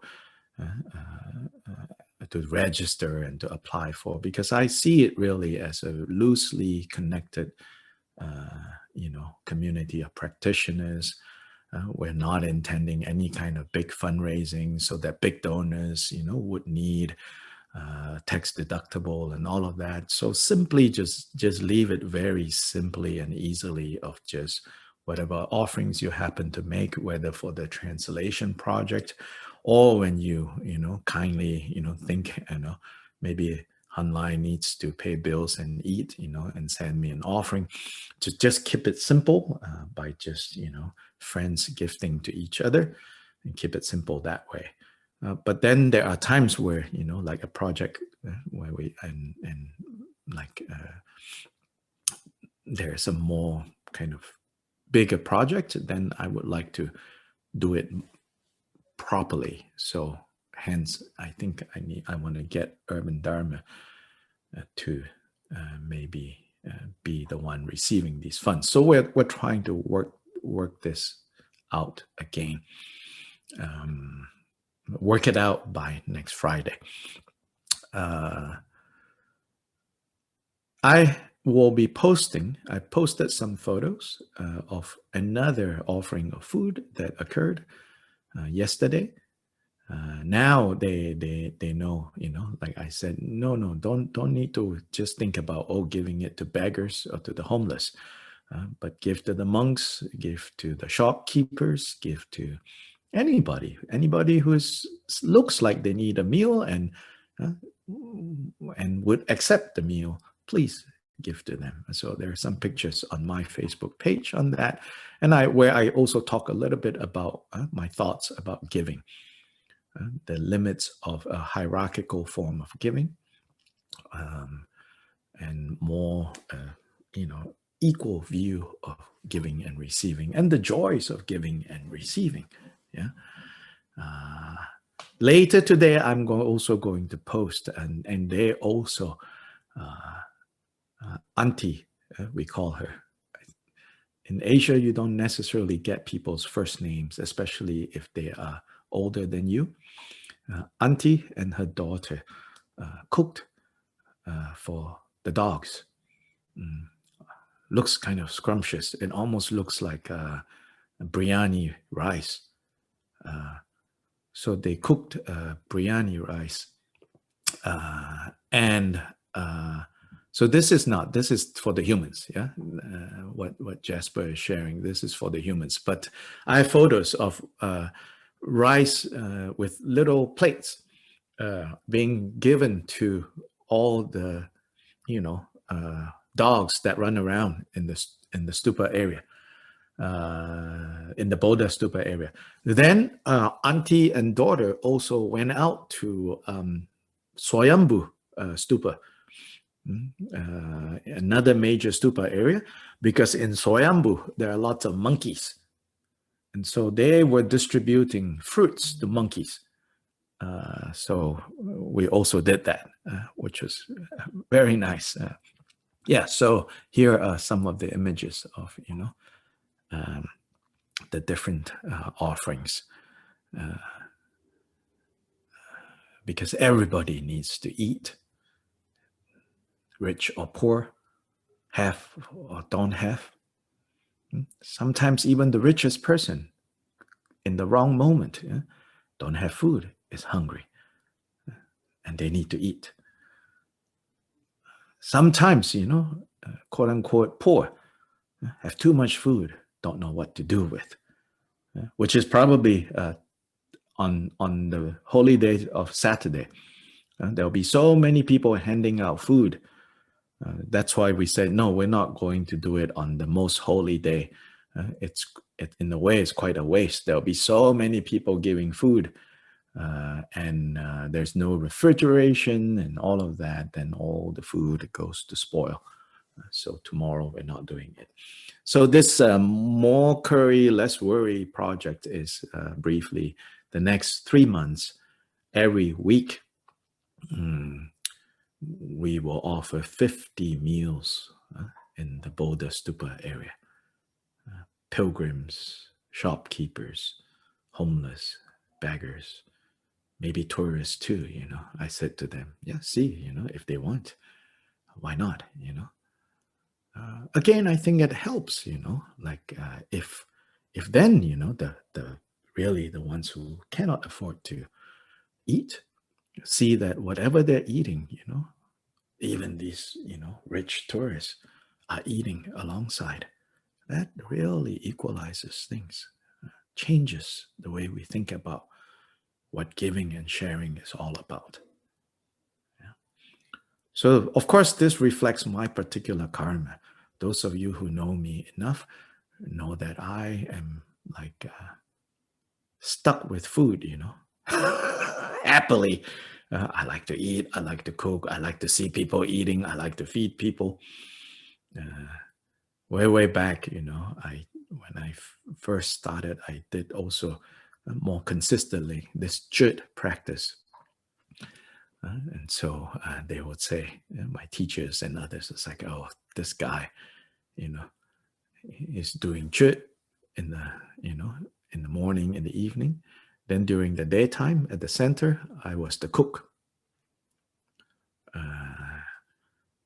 And I cooked so that when it's lunch break, you know, people get food.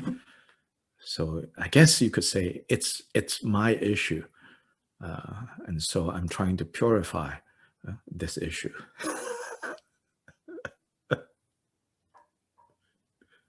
Anyway, questions, comments? I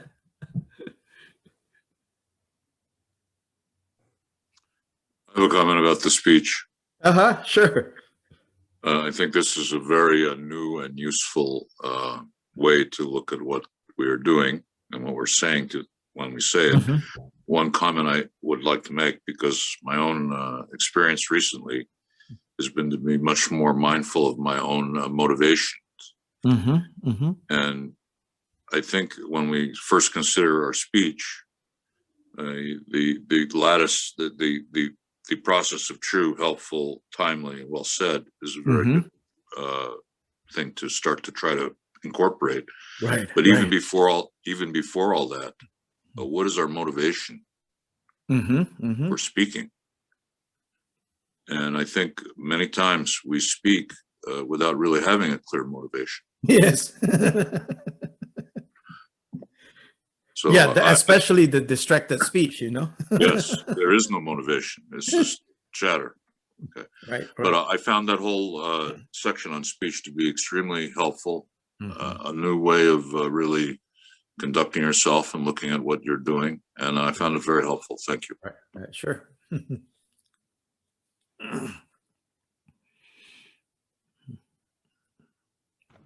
Dr. Lai, I'm thinking about that aspect too. The one that is most important for me to consider is right time. Is it the right time? Yes. To say something. Absolutely. And I can see a lot of places to improve in that one. One Right. of the things that's interesting. And sometimes we don't know, you know? Yeah. Yeah, sometimes we don't know until we like put a foot in our mouth. It's like, too late, you know? We get so it's not feedback, so though. easy, but those guidelines are good, right? Yeah. We can learn from it, you know? It's like, okay, foot in mouth again. And sometimes even worse, you know, one foot in our mouth and another foot somehow we've lodged it in the other person's mouth, so to say. Then we're on our bottoms. Yeah. So yeah, and another thing that I was thinking about is if we do want to live the Dharma, one of the things that's important there is if it's the right time or the wrong time, how do you direct the conversation? You know, if you start speaking about something and it causes confusion or it causes other people to feel judged, or you know, then the direction of the conversation is going to go south fast. Yes. But right timing can help to do the opposite. So thank you. Sure. So one thing it reminds me here, you know, we say Shakyamuni, right? Shakyamuni, right? This name. Muni it's translated often as sage, sage of the Shakyas. Right? Shakya was the clan, the family clan that Siddhartha came from. So sage of the Shakyas. But more literally, Muni means the silent one. The silent one. And there the explanation is the Buddha is the one that has silenced all afflictive emotions. But it is related to speech, the silent one. So it points to, again, speech karma. Yeah.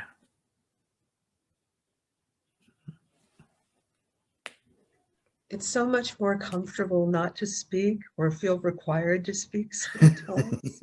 Yes. Myself, I'd rather just stop. But sometimes you feel compulsion to say certain things. And Sometimes it turns out well, sometimes it doesn't. So. So in that way, it's good to travel to places where you don't speak the language and people don't speak your language, you know. One quick thing on that, when we went to France, it was so delightful to walk into a store and say to the shopkeeper, I am so stupid. You're gonna have to help me because, you know, old dog can't learn anything. Yeah. And we were received so beautifully in France. Ahead of everybody, this one woman looked at me like this. Mama, come on, Mama. And she put her arms around me. So it was delightful. Unless they mistakenly think you're English and you don't speak French, then they're not going to be so sweet about it. Americans don't have to worry about that. We speak very badly.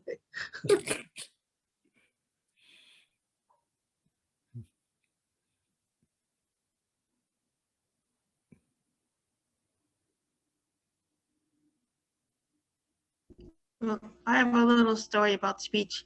Mm-hmm. I think being open to learning is a big key. A few weeks ago, a deer in my yard broke her leg. So I had to call the animal control, and when the animal control came, the animal control person was a hunter. So right away I thought, oh, they're just going to shoot her. They're not going to care about her. I wanted them to take her and fix her. Yes. But he actually turned out to be the most compassionate person I met in a long time. He told me the most compassionate thing to do was to go to the store and get her some food and feed her and treat her like a pet until she heals, unless there's bears or coyotes. And then we should just shoot her. But I haven't seen any bears. But he was so compassionate. Right. And it just changed my whole view. I had all these opinions about hunters. Yes, yes. So it really was interesting. Right. I've been trying to apply that experience to other people. Right. What I don't know about other people can make me cause harm to them. Right. It was a wonderful experience. Especially, I think, in recent years, at least in the U.S., our cultural categories and our projections onto others have become, unfortunately, stronger and stronger and stronger. And then we just, blanket people with terms and labels and not see the humanity that is all of us, and both the wonders and the messiness of that. Yeah. Continue. Sorry, Lisa. Oh yes, Dr. Lai, I was wondering if all these teachings will be archived somewhere for us. It is. Omar, can you put the playlist for this? It's on the Drigong Dharma Kirti YouTube channel, and there is a specific playlist. So Omar is another person Thank you. that is instrumental. Thank you for asking that question. Again, we'll share that.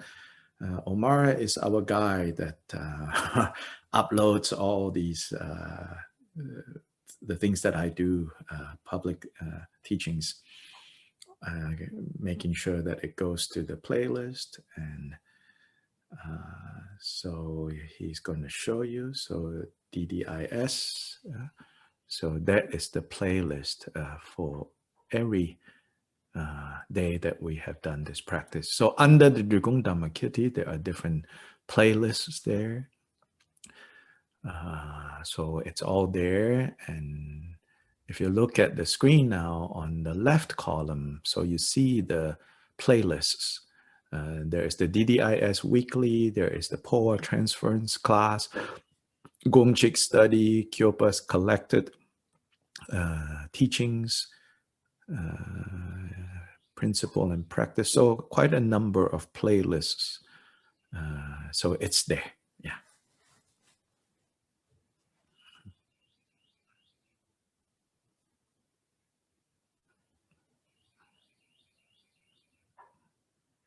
Yeah. And so if you log in, to your account if you have one, and then you subscribe to the DDIS, Dugong Dharma Kirti International Sangha YouTube, then you will get notifications when there are new files being uploaded.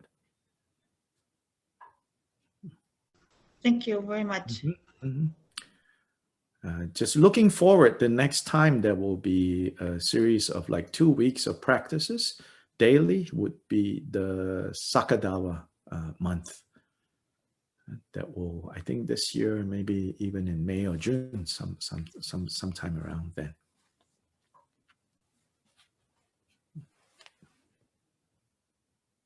Other questions or comments?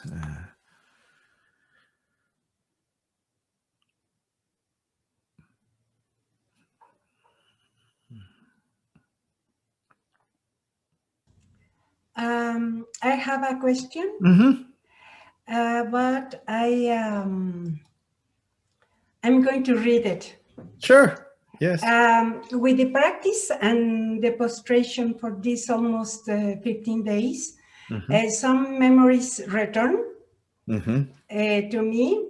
And although I already recognized the damage done to a person, and I am sorry for that, how can I restore the damage to a person that I no longer see for a long time or who have already died? Right. So the restitution part, if you have not seen for a long time, I think, you know, even, not even, but I think like a letter, a letter. Yeah, writing them a letter. If they're alive, you know, if you know where they are, you can do that. You can send something to them. And even as simple as just, you know, sending something with a note that says, I am sorry. That can change, right? If it is someone who has passed, you know, then like I said, is no longer alive and you don't know, or you don't know how to reach, then you, like I said, you do it indirectly. Yeah. So if the way you have like caused pain to that person is maybe I don't know, you know, very extreme, like, you know, it was a business situation and, you know, in the end you kind of stole from them, but you didn't think it was stealing that when it was happening. So now this person, let's say, is past, is gone. Then you can give to somebody else. Yeah? So to find a way to make restitution in the same area. So if it is someone that you have kind of hurt by ignoring them, by not accepting, you know, their kindness. So now with the people around you, you can repay that person, make restitution by kind of paying back to people around you. Yeah. So in that way, so kind of like example of, like I said, some maybe you have a memory or a strong feeling like, you know, I think I stole from monasteries long time ago, many lifetimes ago, and that comes up strongly, you know, now you give to a monastery. And it's normal that memories come with the practice? Yes. Oh, yes. So I said, you know, sometimes, a lot of times we think, you know, when we do this, something will happen, you know. No, don't wait for something to happen, but also pay attention, you know. Sometimes it seems like, you know, I can tell you my 15 days, right? And 16 tomorrow, I don't have any strong feeling of like, oh, I did something bad. Trust me, I have done things that are bad, you know, but I didn't have that, you know, very strong. But or emotional, not necessarily, you know. But as you shared with us, I think suddenly something will come up and you see so clearly. Oh, so this is the power of the practice.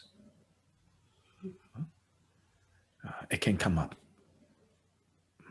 Yeah. Thank you. And if you find, you know, like, oh, you can sleep really well, you know, suddenly you realize, and you're like, well, that's the power of the practice. You know, so it works on so many levels, you know, in so many ways it can come out.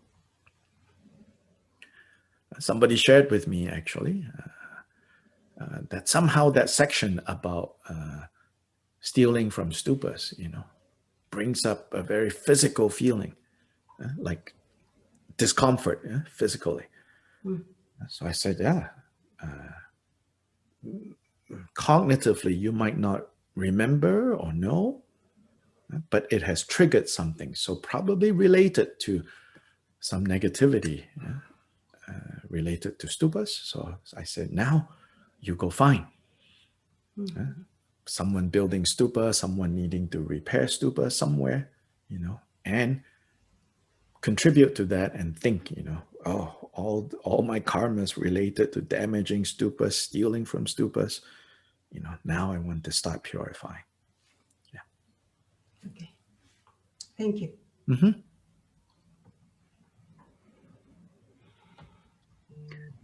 Dr. Lai? Yes.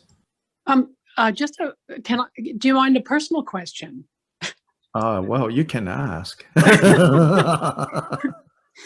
No, my question is, so you're speaking Tibetan, Chinese, and English like an American. My question is, are you the child of Tibetan parents that no, I fled don't from have. Tibet? Yeah, I don't have any to Malaysia.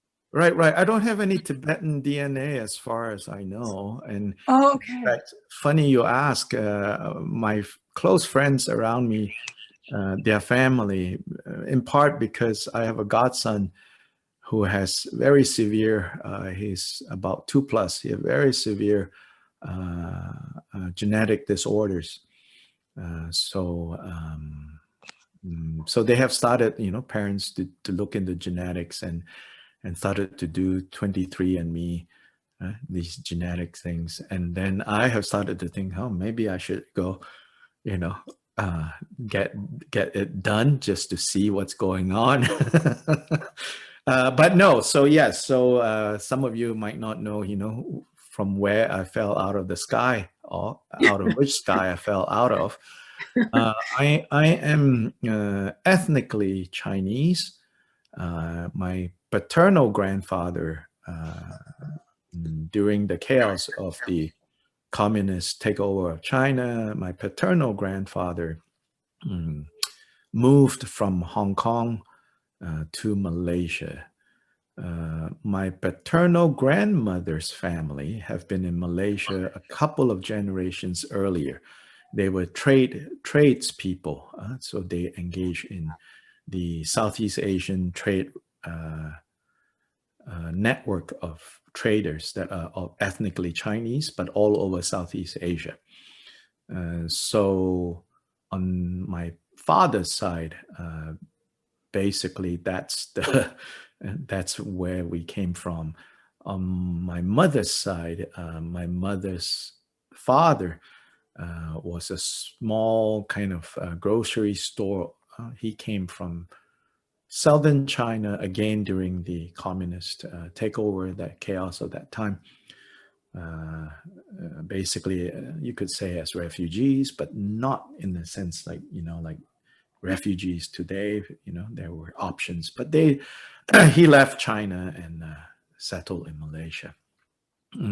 So are you also speaking Cantonese? Yes, I speak Cantonese. I speak what's known as Taiwanese. I speak Mandarin.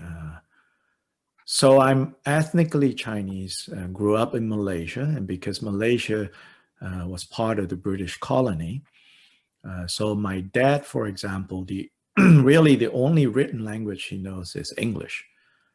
So I grew up speaking English, or we call it Manglish, Malaysian English.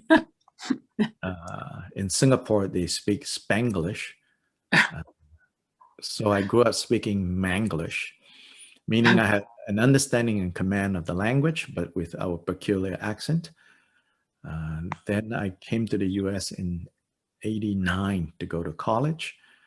And then I got stuck here, and I've been here since '89. And somewhere along the way, I started to pretend to make Tibetan sounds, and I continue to pretend to make Tibetan sounds. Wow. And those grandparents or parents, did they flee China during the Cultural Revolution? Yeah, a little bit before that, actually. Before that, oh, okay. When the communists took over in the 1940s, I think. 1940s, okay. Yeah. Same time when Tibetans were leaving Tibet because of communist invasion. The same time, yeah. A little bit before that time, yeah. Oh, okay, thank you very much. It's very interesting. Sure. Yeah, my grandfather, paternal side, was a day laborer. And he then met my paternal grandmother, who was the daughter of one of these better, more well-off families. And so he married up into some wealth and of some sort. But a lot of his siblings and their children are in Hong Kong still. So you just taught yourself Tibetan? Well, taught is a strong word. Here and there, I know some Tibetan. Sometimes just enough to make a mess of things.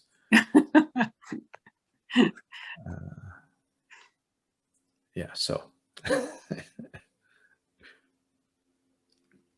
Oh, thank you. Mm-hmm.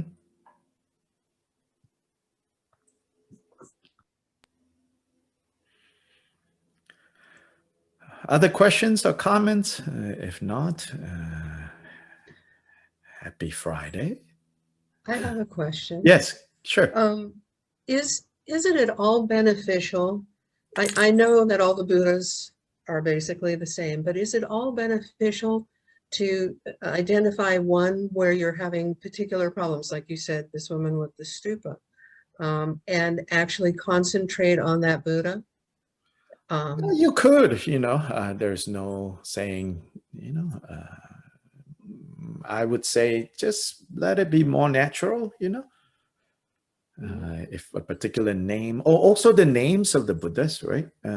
A couple of things to say. One, the translation is very subjective. Because first there is the Sanskrit, which then was translated into Tibetan. And as I look at that, I can see that there were inconsistency in how they were translated into Tibetan in the first place. That you expect it to be very consistent based on like the Sanskrit, especially, for example, the word glorious, right? It could be glorious or it could be glory.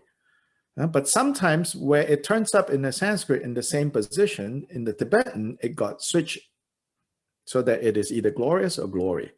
Right? So we already see, like in the Tibetan translation, it's not as consistent as one would expect.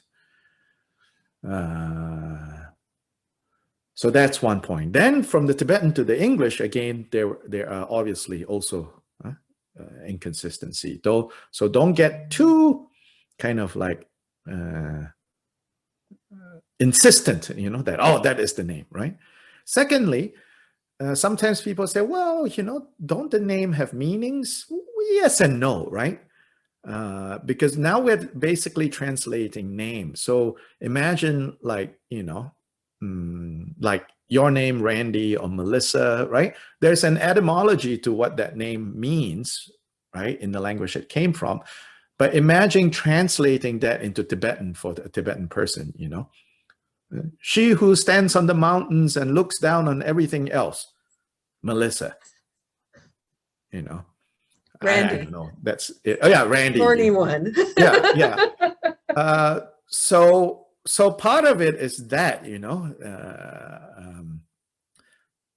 but, you know, again, more naturally, if a particular name somehow, right, somehow just keeps, you know, lingering in your consciousness, yeah, you know, maybe something is going there. We just, it's hard to say. So the principle of, you know, like, don't count on magic, don't discount magic.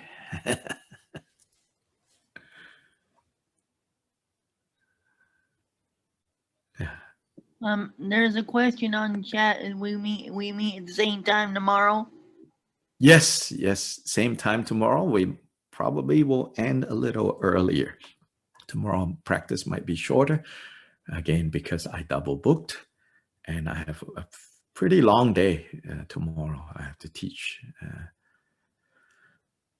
trying to conserve some energy. I have a program with Tibet House in Mexico on Jambala, on the Lord of Abundance, the principle of generosity and embodying that principle and giving. Yeah. If we want to attend that teaching, who do we contact? I don't know if they are still open, the registration, but if you look on probably somebody in this group can provide the chat link to the announcement and see if the registration is still open. I think the registration is still open, but, okay. and the teaching will be in English because you are speaking. Right. and Tony La is translating in Spanish, I think, or Andres, I don't know. Okay. I will put it here in I will. Chat. Yeah. Yes. Okay. Thank you, Daniela.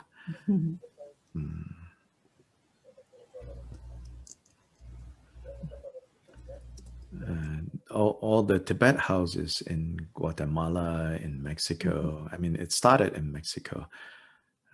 It's very well run, and so there are procedures for doing things.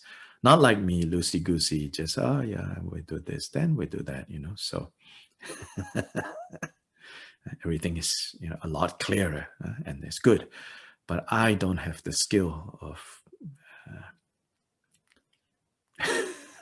being organized in that way. So I love working with organizations who can do that. Then I don't have to think about it. So thankfully, like with the YouTube channel and with the website, really there is Omar and Javier who is making these websites and email and all so efficient. Then other people also helping to translate the sections of the website into Spanish. So there's a team working on translating that. I'm very grateful for that. Then friends in Malaysia, Leonard Jasper, are also helping with things on that end.